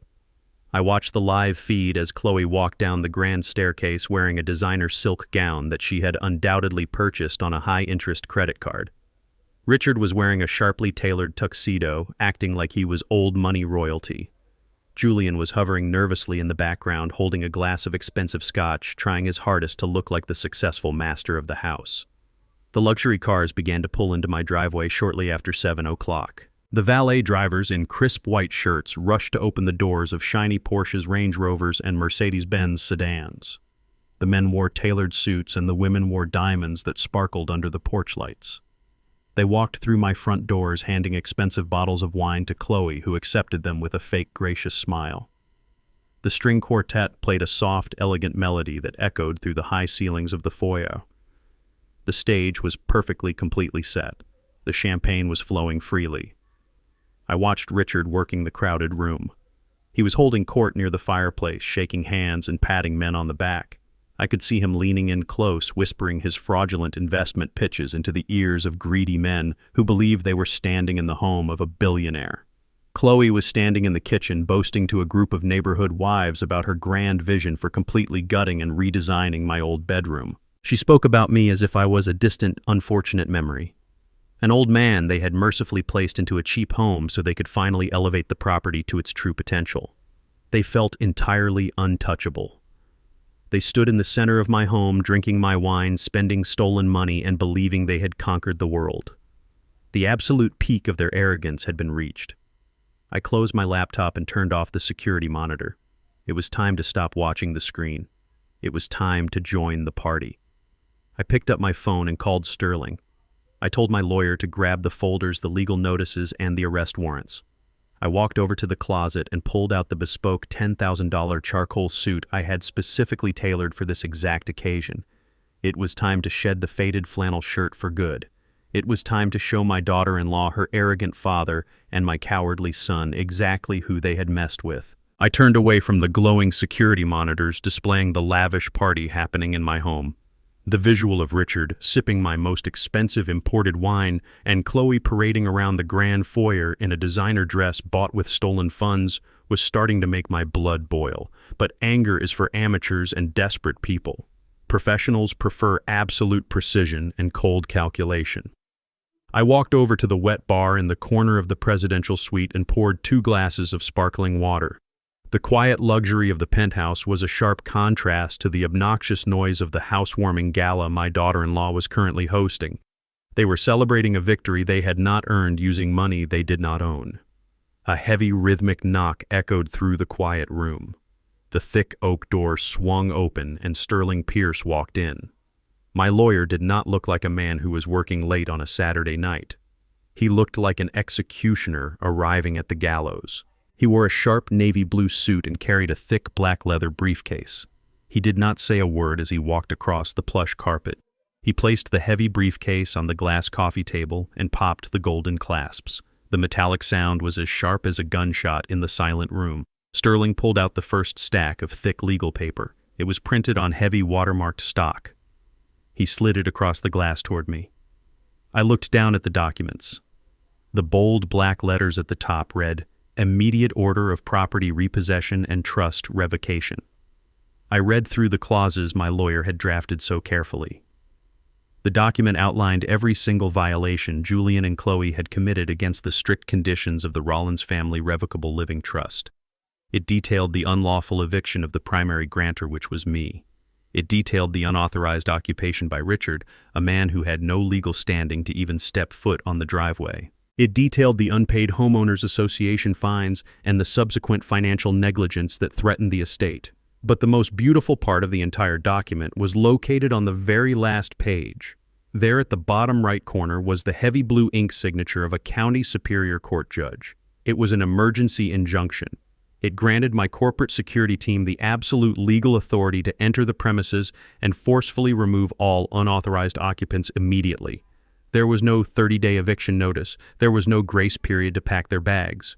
There was no lengthy appeals process. Julian had broken a highly specific conditional trust, and the judge had legally stripped him of his home with a single stroke of a pen. The house belonged entirely to the corporate entity now. Sterling did not stop there. He reached back into the leather briefcase and pulled out a second manila folder. This one was marked with the official seal of the local police department Financial Crimes Division. Detective Miller kept his promise, Sterling said quietly. He took the security footage, the forged loan application, and the bank routing numbers directly to the district attorney on Friday afternoon. The prosecutor took one look at the sheer volume of undeniable evidence and pushed it straight to a grand jury judge for an emergency review. Sterling slid the second piece of paper across the table. It was a formal arrest warrant for Chloe. The charges listed were absolutely devastating: felony wire fraud, felony identity theft, grand larceny, trafficking of stolen goods across state lines for selling my antique tools to our undercover broker. There was no bail amount listed on the preliminary warrant. She was going to be taken directly from her extravagant party to the county jail and processed like a common criminal. The trap was completely closed. There were absolutely no loopholes left for them to crawl through. They were backed into a concrete corner of their own making, and the walls were about to crush them. I tapped the arrest warrant with my index finger, feeling the heavy weight of the paper. "It is time," I told Sterling. My lawyer nodded and stepped out into the hallway to make the final phone calls to the police dispatch and my private security team. Everything had to be timed to the exact second. I walked into the massive master bedroom of the penthouse suite. Laid out perfectly on the king-sized bed was the final piece of my preparation. For 10 years, I had played the role of the humble retired plumber. I wore faded flannel shirts that smelled of sawdust. I wore scuffed work boots with dirt permanently caked into the heels. I drove a rusted truck and kept my head down, letting the world overlook me. I did it because Vivian always said that a man should be judged by his character and his actions, not by the fabric on his back or the logo on his vehicle. I wanted Julian to learn that lesson. I wanted him to value hard work over cheap appearances. But he refused. He chose the shallow illusion of wealth over the deep roots of loyalty. He chose an arrogant wife and a fraudulent father-in-law over the man who gave him life.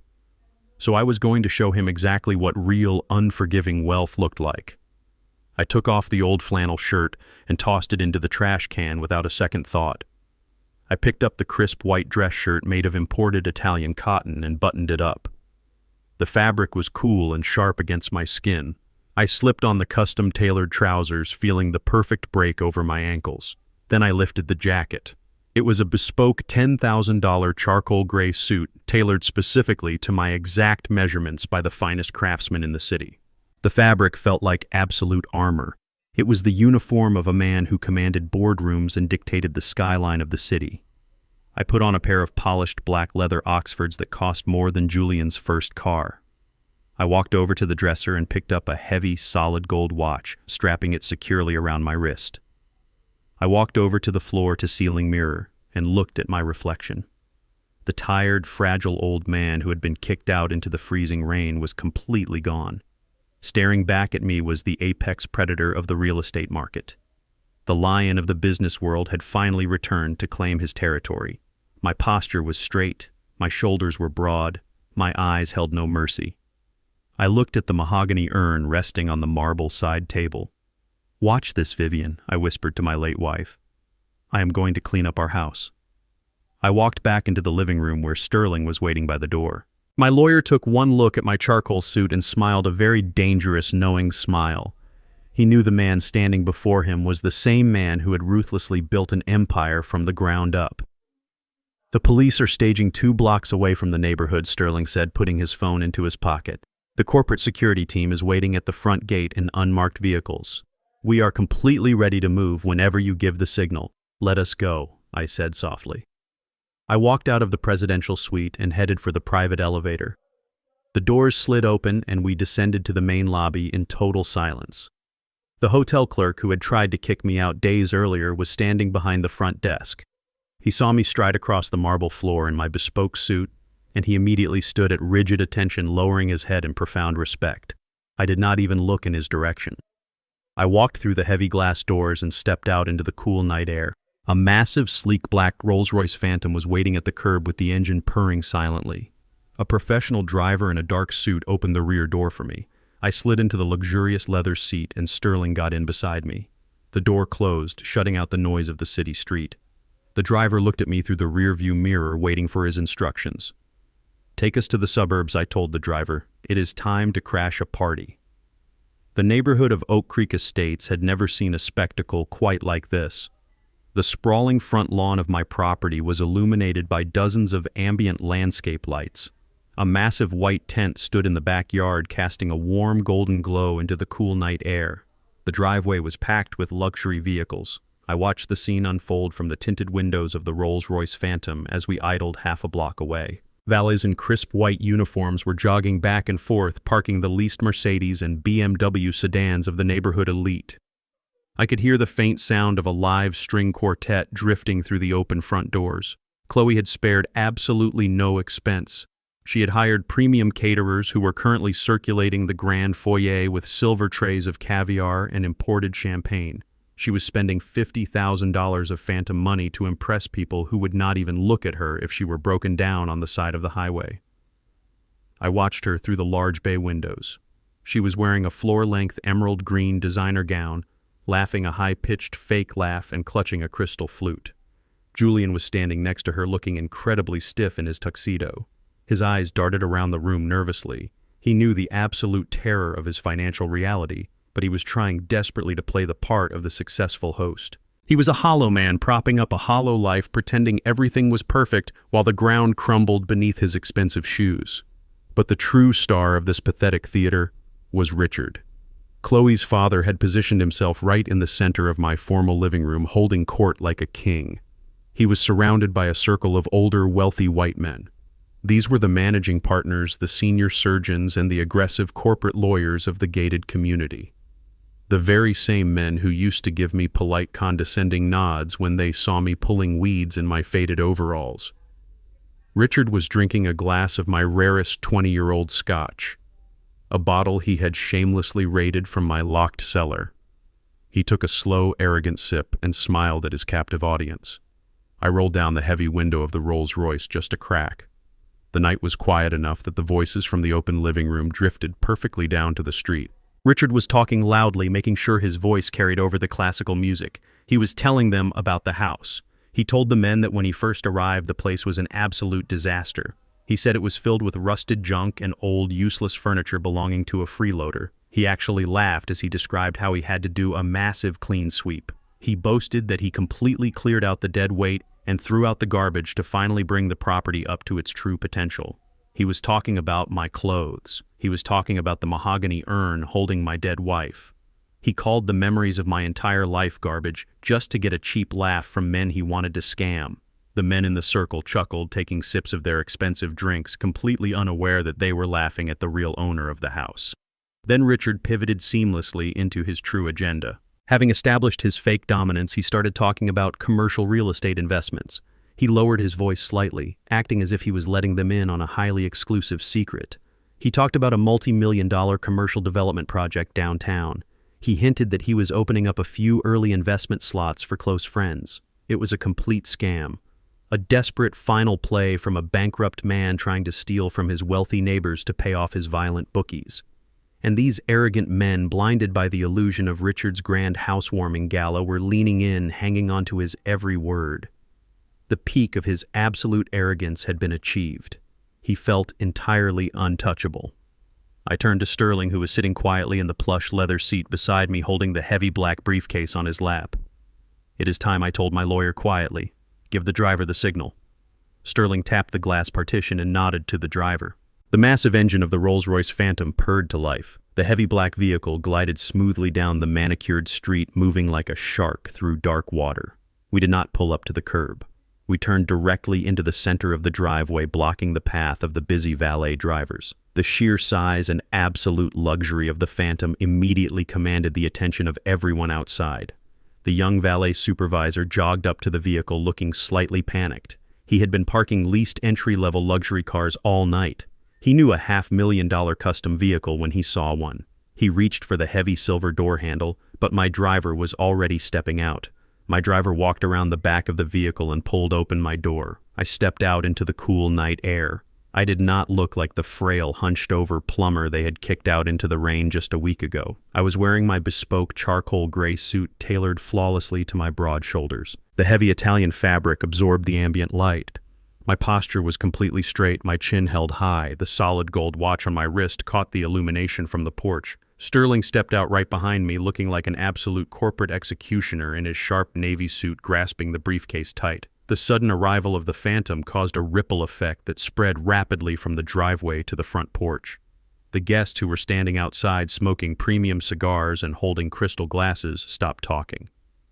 They stared at me, trying to process the visual shock.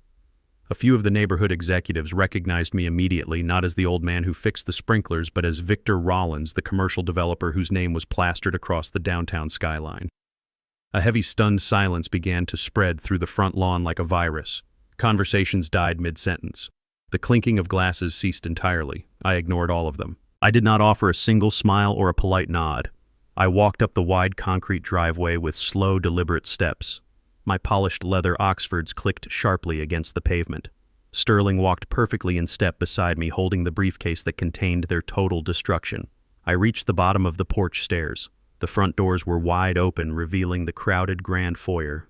I could see Chloe standing near the staircase, laughing loudly, completely oblivious to the storm that had just arrived on her doorstep. I could see Richard still holding his glass of my stolen scotch deep into his fraudulent pitch. The string quartet was playing a lively, elegant tune, completely unaware that the curtain was about to fall on this pathetic masquerade. I took a deep breath of the crisp night air, letting the absolute power of the moment settle into my bones. I thought about Vivian and the promise I made to protect this family. I realized that excising a tumor is the only way to save the body. I walked up the steps, crossed the threshold, and stepped directly into the center of my own house. The execution was officially underway. I stepped across the threshold of my own home, and the heavy oak front doors closed behind me, shutting out the cool night air. The grand foyer was packed with the local elite holding crystal champagne flutes and laughing at jokes they did not actually find funny. The live string quartet was playing a fast classical piece in the corner, filling the high ceilings with elegant music. The entire house smelled of expensive catered food and imported floral arrangements. I walked across the imported marble floor with Sterling right beside me. My polished leather Oxfords made a sharp, commanding sound that seemed to cut right through the classical music and the wealthy chatter. Chloe was standing near the base of the sweeping staircase. She was in the middle of telling an animated story to a group of neighborhood wives, holding her glass of expensive champagne delicately by the stem. She turned her head casually and saw me.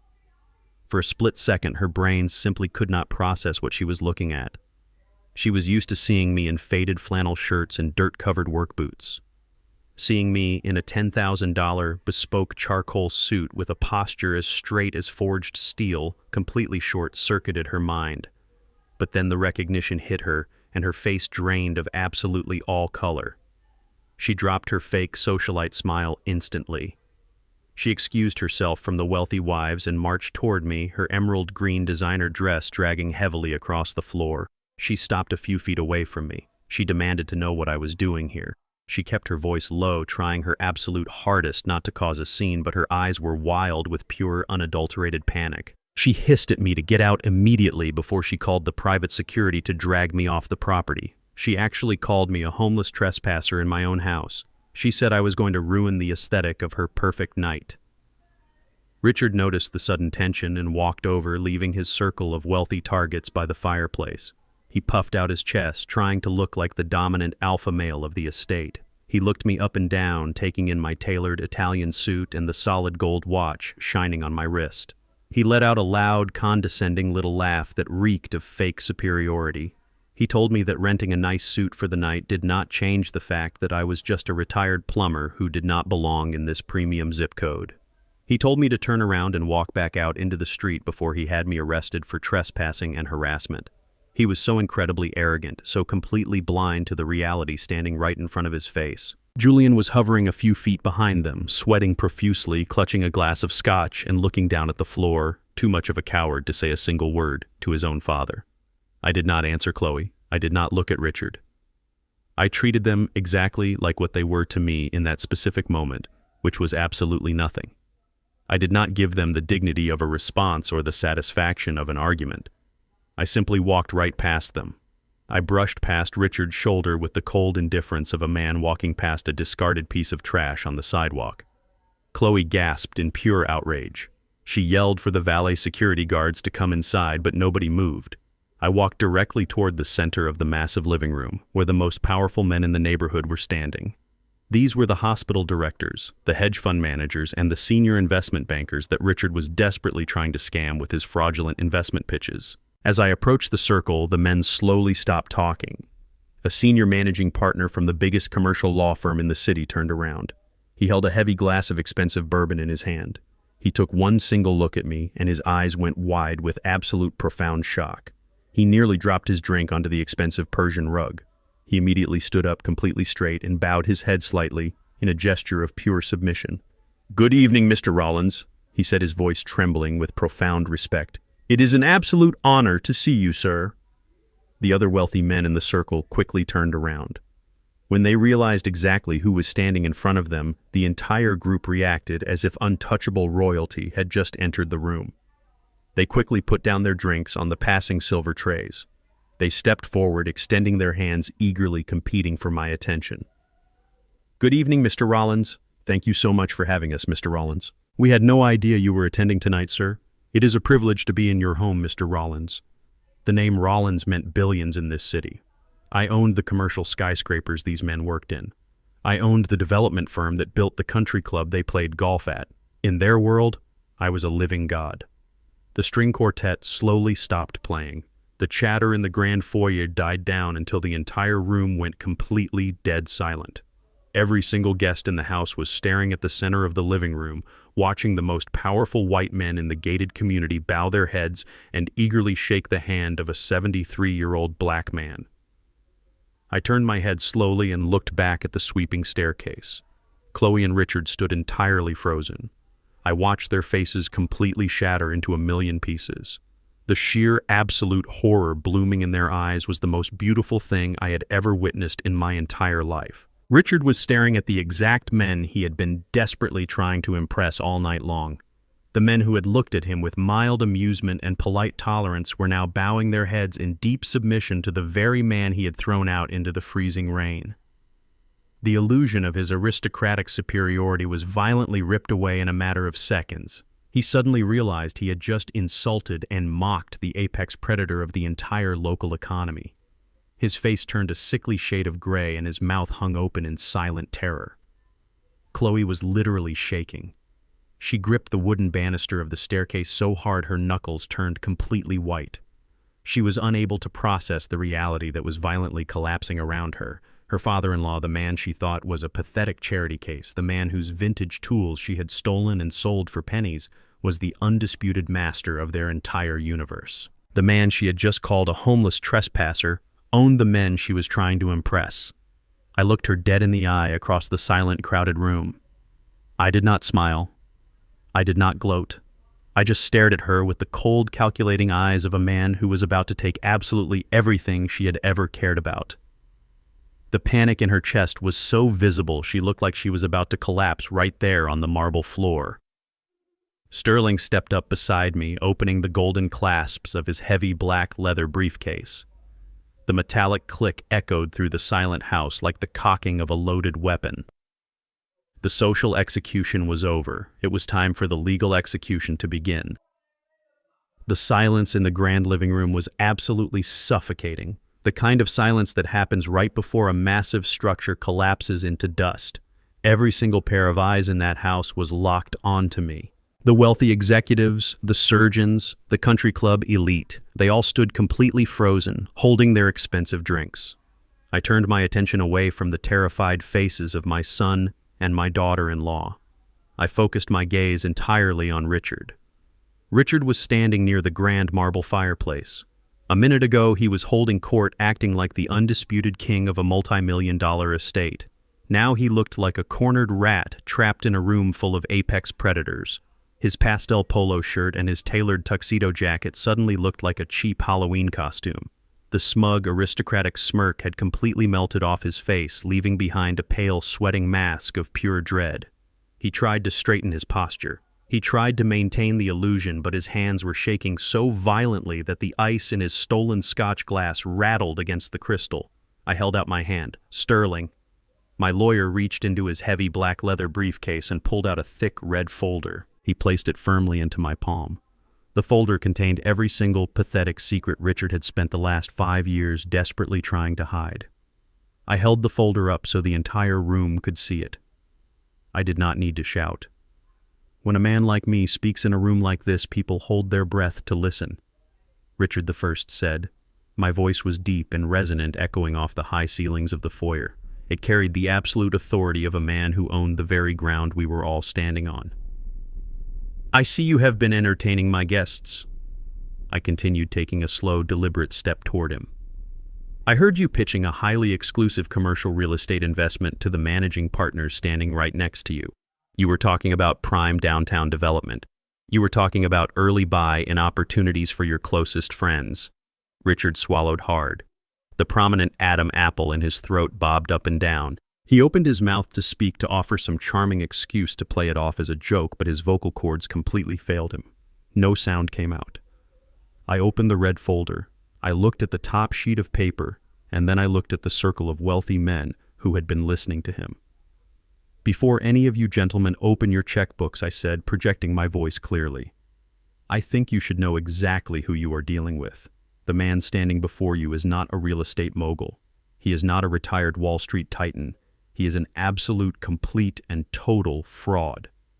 The gasps rippled through the crowd of wealthy neighbors. The wives covered their mouths in shock. The men tightened their grips on their glasses. I turned my eyes back to Richard. He took a tiny, pathetic step backward, hitting the edge of the marble fireplace. You stand in my house, Richard, I said, my voice dropping to a dangerous, chilling frequency.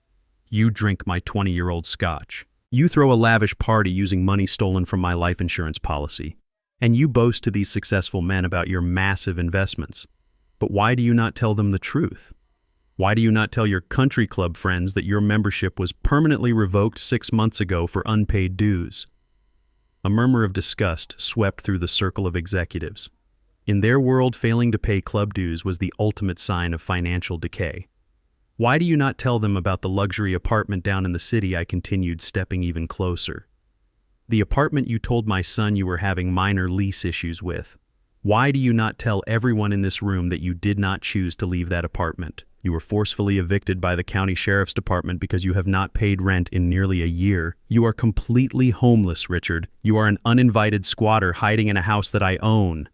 Richard started to hyperventilate. His face turned a sickly shade of gray. He looked around the room, desperately searching for a friendly face, searching for an ally. But the men he had been trying to impress were now staring at him with absolute, profound revulsion. Wealthy people despise nothing more than a parasite pretending to be one of them. But I was not done. I was not even close to being done. I pulled the second document from the red folder. I held it up for the room to see. Let us talk about your investments, Richard, I said, my voice cutting through the heavy tension like a surgical blade. Let us talk about the $1.5 million you currently owe. And we are not talking about bank loans or corporate debt. You owe $1.5 million to illegal offshore bookies and violent underground lenders to feed a degenerate gambling addiction. The entire living room erupted in shocked whispers. Men began to physically step away from Richard. They did not want to be anywhere near a man tied to violent criminals. They realized they had been sharing drinks and laughing with a desperate con artist who was trying to use their money to save his own broken legs. Richard finally found his voice. It was a weak, pathetic squeak. That is a lie, he stammered, looking around wildly. He is lying. He is just a crazy old man trying to ruin my family. Do not listen to him. I did not even blink. I pulled out the final stack of papers from the folder. They were bank statements highlighted in bright yellow marker. If I am lying, Richard, I challenged him, then perhaps you can explain these bank transfers. I turned my body slightly so I was addressing not just Richard, but my son Julian, who was standing frozen near the staircase. Julian was sweating profusely, completely paralyzed by the sheer magnitude of the destruction happening in his living room. Julian, I called out. My son flinched as if I had physically struck him. Did you know that for the past 3 weeks your loving wife has been completely draining your joint savings accounts? Did you know that the money you thought was going toward your car payments and your mortgage was actually being wired to offshore holding companies? Julian's eyes widened in sheer, absolute terror. He looked at Chloe, who was violently shaking her head, crying silent, panicked tears. It is true, Julian, I said, slamming the undeniable truth into his chest. Your wife has been stealing your hard-earned money, your entire financial future, to pay off her father's illegal gambling debts.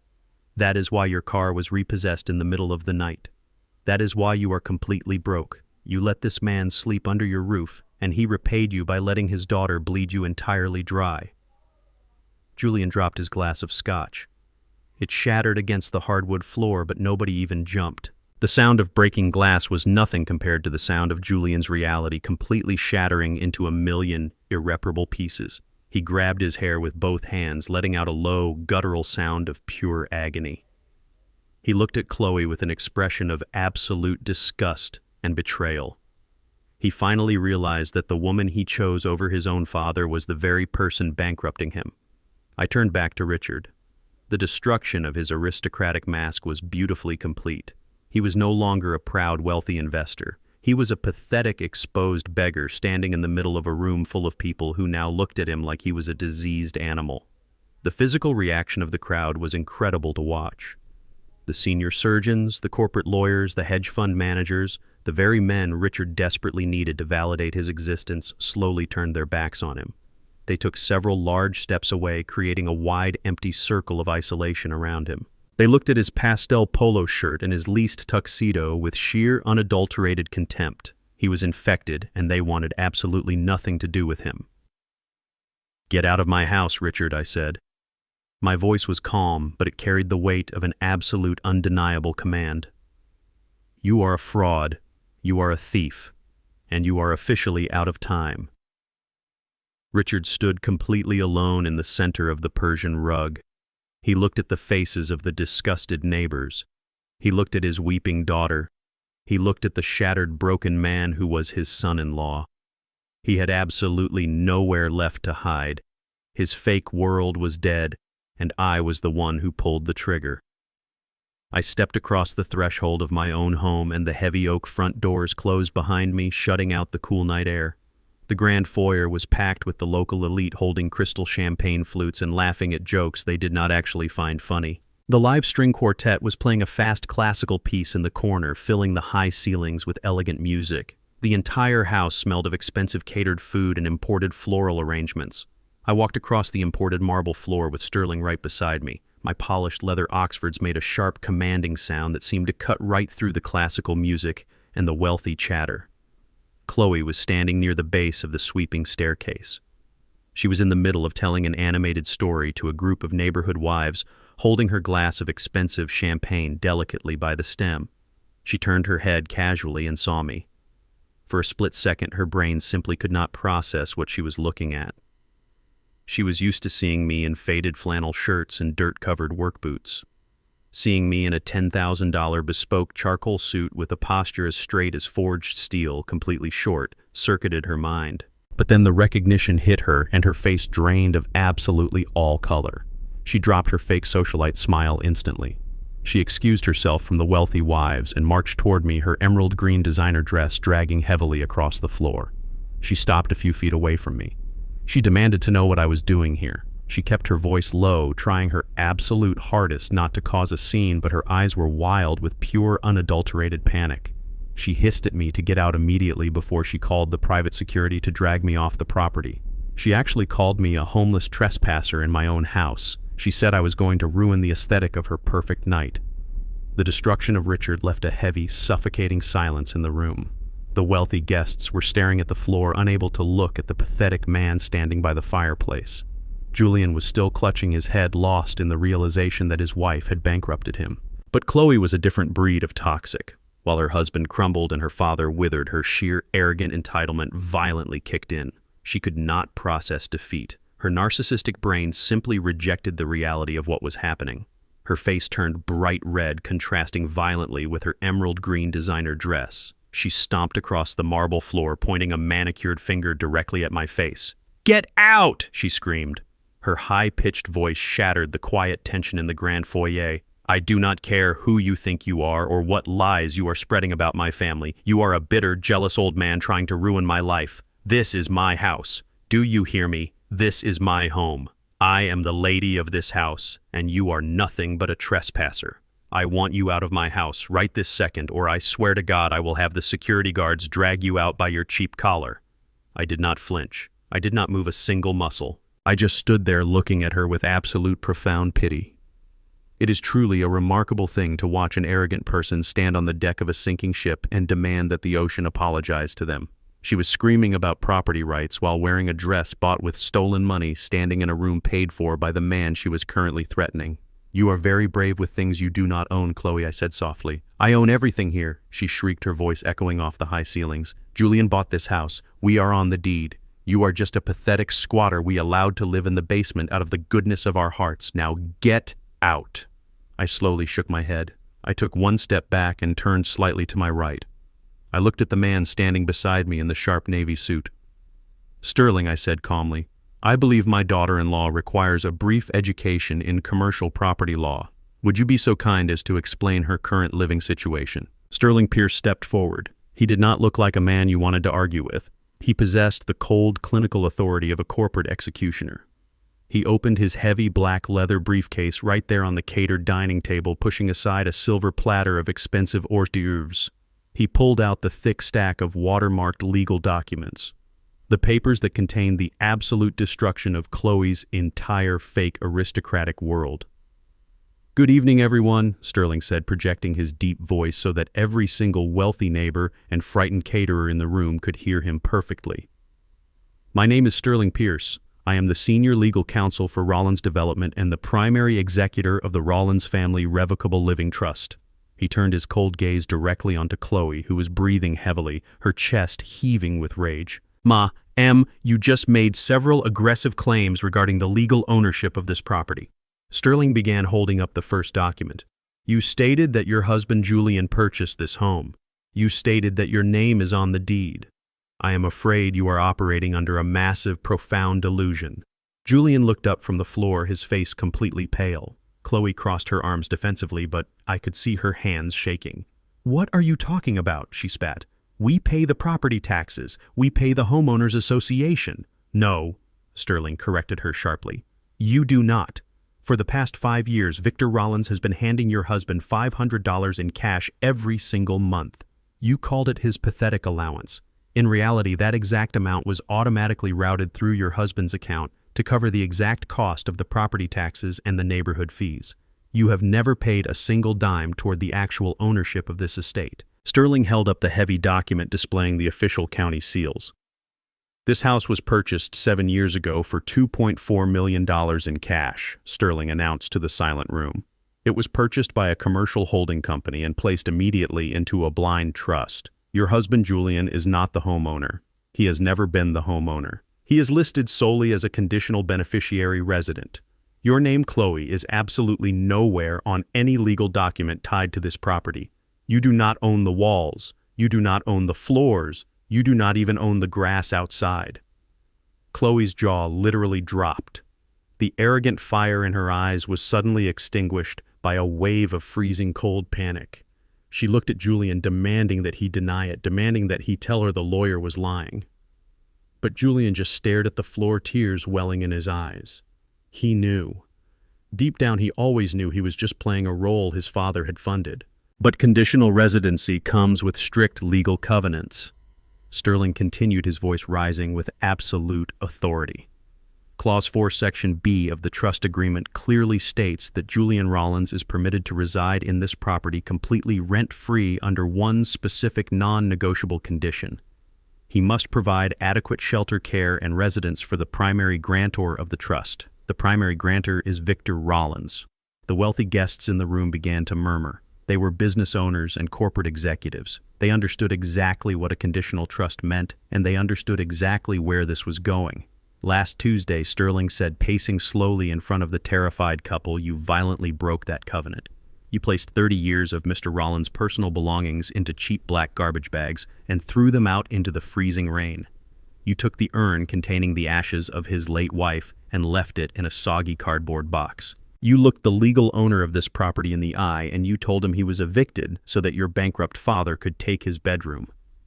Chloe staggered backward. She bumped into the marble staircase, completely unable to support her own weight. The realization of what she had done was finally crashing down on her. By forcefully removing the primary grantor from the premises, Sterling declared, his voice booming with finality, "You instantly and permanently voided the trust agreement. You breached the singular condition of your residency." Sterling pulled the final page from the stack and held it high in the air. "This is an immediate order of property repossession signed this very afternoon by a superior court judge," Sterling announced. "The trust is officially dissolved. this property has immediately reverted to the full corporate ownership of Rollins Development. As of this exact second, Julian, you and your wife and your father are legally classified as unauthorized squatters trespassing on private corporate property. The payoff was absolutely magnificent. The sheer total devastation on Chloe's face was a masterpiece of poetic justice. Her entire fake life, her grand housewarming party, her emerald green dress, her arrogant boasts to the neighborhood wives, it all collapsed into a pile of worthless rubble. She was not the lady of the manor. She was a homeless trespasser standing in a house she had stolen from the man who actually owned it. "You cannot do this," Chloe whispered, her voice cracking into a pathetic whimper.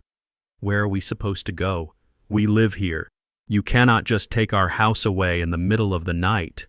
"It is not your house, Chloe," I said, stepping forward and looking down at her. "It never was. You wanted a luxury lifestyle, but you did not want to earn it. You wanted the grand estate, but you treated the man who provided it like garbage. You thought you could throw me out into the rain and steal my sanctuary.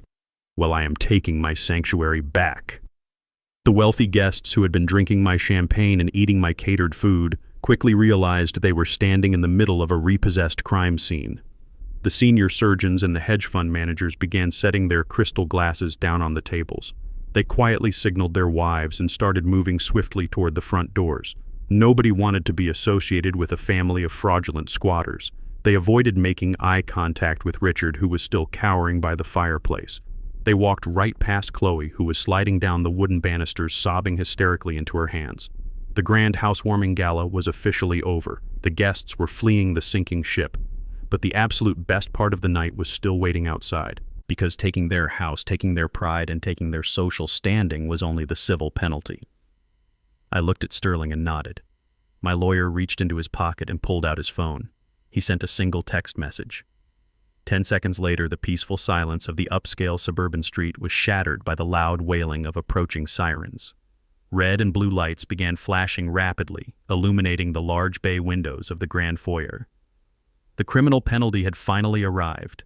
The piercing wail of police sirens shattered the quiet elegance of the upscale neighborhood. Through the massive bay windows of the grand foyer, the harsh flashing of red and blue emergency lights painted the walls in violent sweeping strokes. The remaining wealthy guests, who had been lingering in the corners hoping to quietly observe the drama, suddenly realized that the situation had escalated from a high society scandal to an active crime scene. The caterers abandoned their silver trays of expensive appetizers on the dining tables. The string quartet had already packed their instruments and fled out the side doors. Panic, a very specific kind of upper-class panic, completely took over the room. The men and women who had spent the evening drinking my stolen champagne shoved past each other in a desperate rush to get out the front doors before their reputations were stained by proximity to an arrest. I stood in the center of the marble floor, perfectly still in my bespoke charcoal suit. Sterling stood right beside me, holding his leather briefcase like a shield of absolute authority.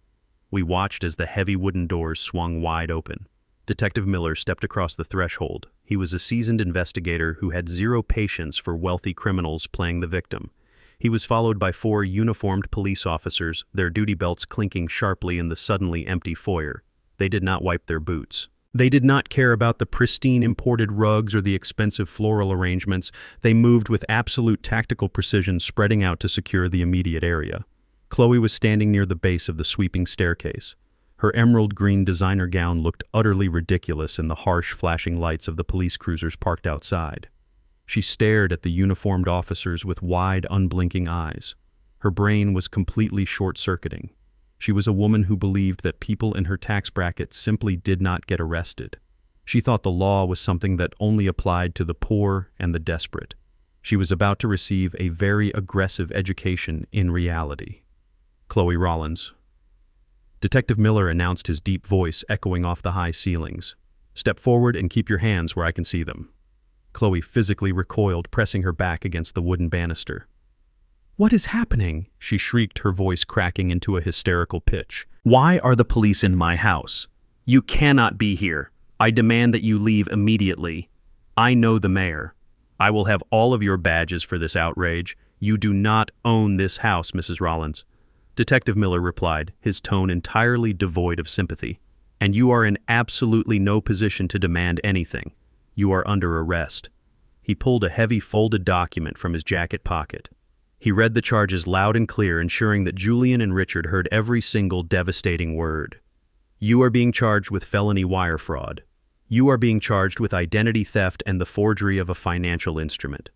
You are also being charged with grand larceny and the trafficking of stolen goods across state lines. That is a lie, Chloe screamed, tears of sheer panic finally spilling over her carefully applied makeup. It is a lie. That crazy old man is making things up because he is senile and jealous of us. He abandoned his junk in the garage and I just cleaned it up. I did not forge anything. Detective Miller did not even blink. We have the digital tracking data from the insurance company proving the fraudulent loan application was sent from your personal laptop, he stated coldly. We have the bank routing numbers showing you attempted to deposit $50,000 stolen dollars directly into your private checking account. And we have crystal clear high-definition video footage of you standing in that garage signing a fraudulent bill of sale and accepting illegal cash for antique items you did not own. The undercover broker you sold them to works directly with our financial crimes unit. The color completely drained from Chloe's face. The arrogant fire that had fueled her entire life was instantly extinguished by the freezing water of undeniable evidence. She looked at me standing quietly across the room. She finally realized the absolute magnitude of the trap she had walked blindly into. I had not just caught her stealing. I had meticulously documented her entire criminal process and handed it to the authorities on a silver platter. Two uniformed officers stepped forward. They grabbed her arms and pulled them roughly behind her back. The sharp metallic click of the steel handcuffs locking around her wrists echoed through the grand foyer. It was the most beautiful sound I had heard in 10 years. Chloe broke down completely. Her knees buckled and the officers had to hold her up by her arms to keep her from collapsing onto the marble floor. She sobbed hysterically, begging Julian to do something, begging her father to call a lawyer. Her designer dress was wrinkled and stained with her own tears. The self-proclaimed lady of the manor was being dragged out of the front doors like a common thief. While Chloe was screaming, I noticed movement out of the corner of my eye. Richard, the proud aristocrat, the man who had ordered me out of my own home, was attempting to slip away. While the police were focused on his daughter, he was literally tiptoeing toward the hallway that led to the catering kitchen and the back exit. He was abandoning his own child to save his own pathetic skin. I simply nodded my head toward the hallway. Sterling raised his hand. Two massive corporate security guards who had entered the house right behind the police immediately stepped forward. They intercepted Richard before his trembling hand could even touch the doorknob. They grabbed him by the shoulders of his leased tuxedo and dragged him roughly back into the center of the living room. Richard did not put up a fight. He just whimpered, keeping his head down, completely stripped of his dignity. He was a coward down to his very bones. Julian had watched his entire world disintegrate in the span of 5 minutes. He watched his wife get dragged out the front doors in steel handcuffs. He watched his father-in-law get manhandled by private security. He looked around the empty living room, surrounded by half-empty champagne glasses and discarded plates of caviar. The lavish life he had sacrificed his soul to maintain was completely dead. He could not take the weight of it anymore. Julian collapsed. He dropped to his knees right there on the cold marble floor. He did not just fall, he crumbled. He crawled across the polished stone toward me. He actually crawled like a beaten dog. He reached out with trembling hands and grabbed the hem of my tailored trousers. Dad, he wept. His face was a hideous mess of sweat and tears. Dad, please, please stop this. Please tell them to let Chloe go. I am so sorry. I was blind. I was weak. I will do whatever you want. I will kick Richard out right now. We can fix this. We can be a family again. Just, please, Dad. I am begging you to fix this. I looked down at the 40-year-old man crying at my feet. I searched my heart for any lingering trace of pity, any small spark of a father's forgiveness. I found absolutely nothing. The well was completely dry. The love I had for him died the moment he watched his wife throw his mother's ashes onto the wet grass and said nothing. I took a deliberate step backward, forcing his hands to fall away from my suit. I looked him dead in the eye with a coldness that made him physically shiver. I gave you a chance, Julian, I said. My voice was quiet, but it cut through his sobbing like a razor blade. I sat in a filthy $40 motel room and I offered you an absolute lifeline. I told you that if you stood up like a man and defended your father, I would make all your debts disappear. I offered you salvation, but you chose cowardice. You looked me in the eye and told me to go rot in an assisted living facility so you could keep playing house with a woman who was actively stealing your future." Julian sobbed harder, burying his face in his hands. "You do not have a father anymore, Julian." I continued, my tone devoid of any emotion. "You traded me for an illusion. I'm not fixing this. This is the exact life you built for yourself. Now you get to live in the ruins of it." Detective Miller stepped forward, looking down at Julian and Richard with profound disgust. "The property now legally belongs to Rollins Development," the detective stated, his voice leaving no room for argument.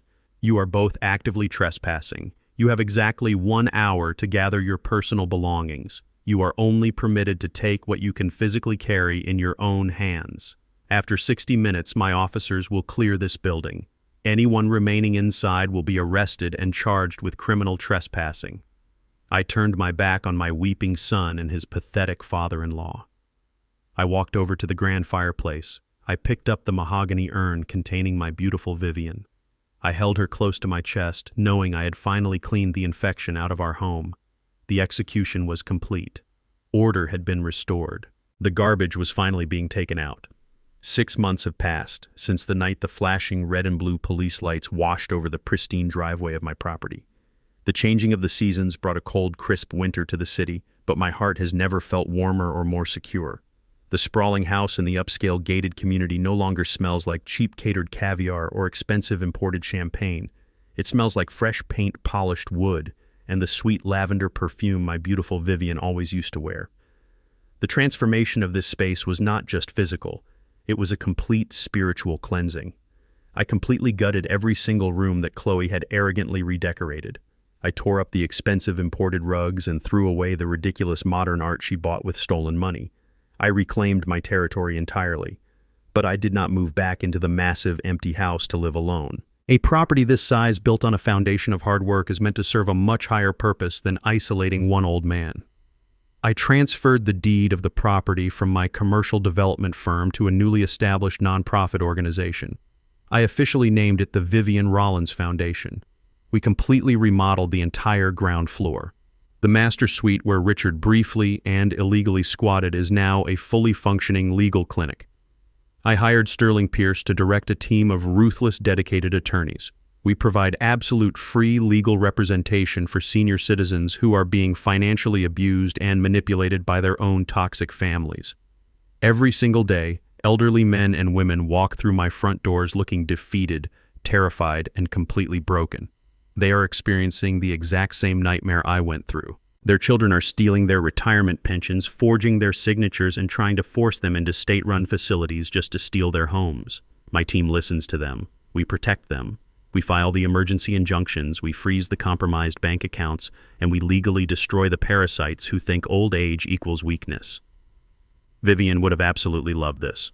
She always believed that true wealth was measured strictly by how many vulnerable people you could protect. Protection comes with a very heavy price for those who try to break the rules. Chloe learned that lesson in the harshest environment possible. Her expensive defense attorney tried desperately to negotiate a plea deal, but the sheer volume of undeniable evidence we handed to the district attorney made that completely impossible. The high-definition video of her selling my antique tools and the digital tracking of the forged life insurance loan were absolute nails in her coffin. The judge was completely unforgiving during the sentencing hearing. He called her actions a masterclass in predatory greed. Chloe was convicted of felony wire fraud and elder financial abuse. She was sentenced to 7 years in a state penitentiary.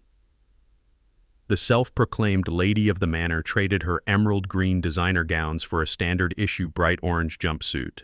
She sits in a small concrete cell completely stripped of her fake social status and her stolen luxury.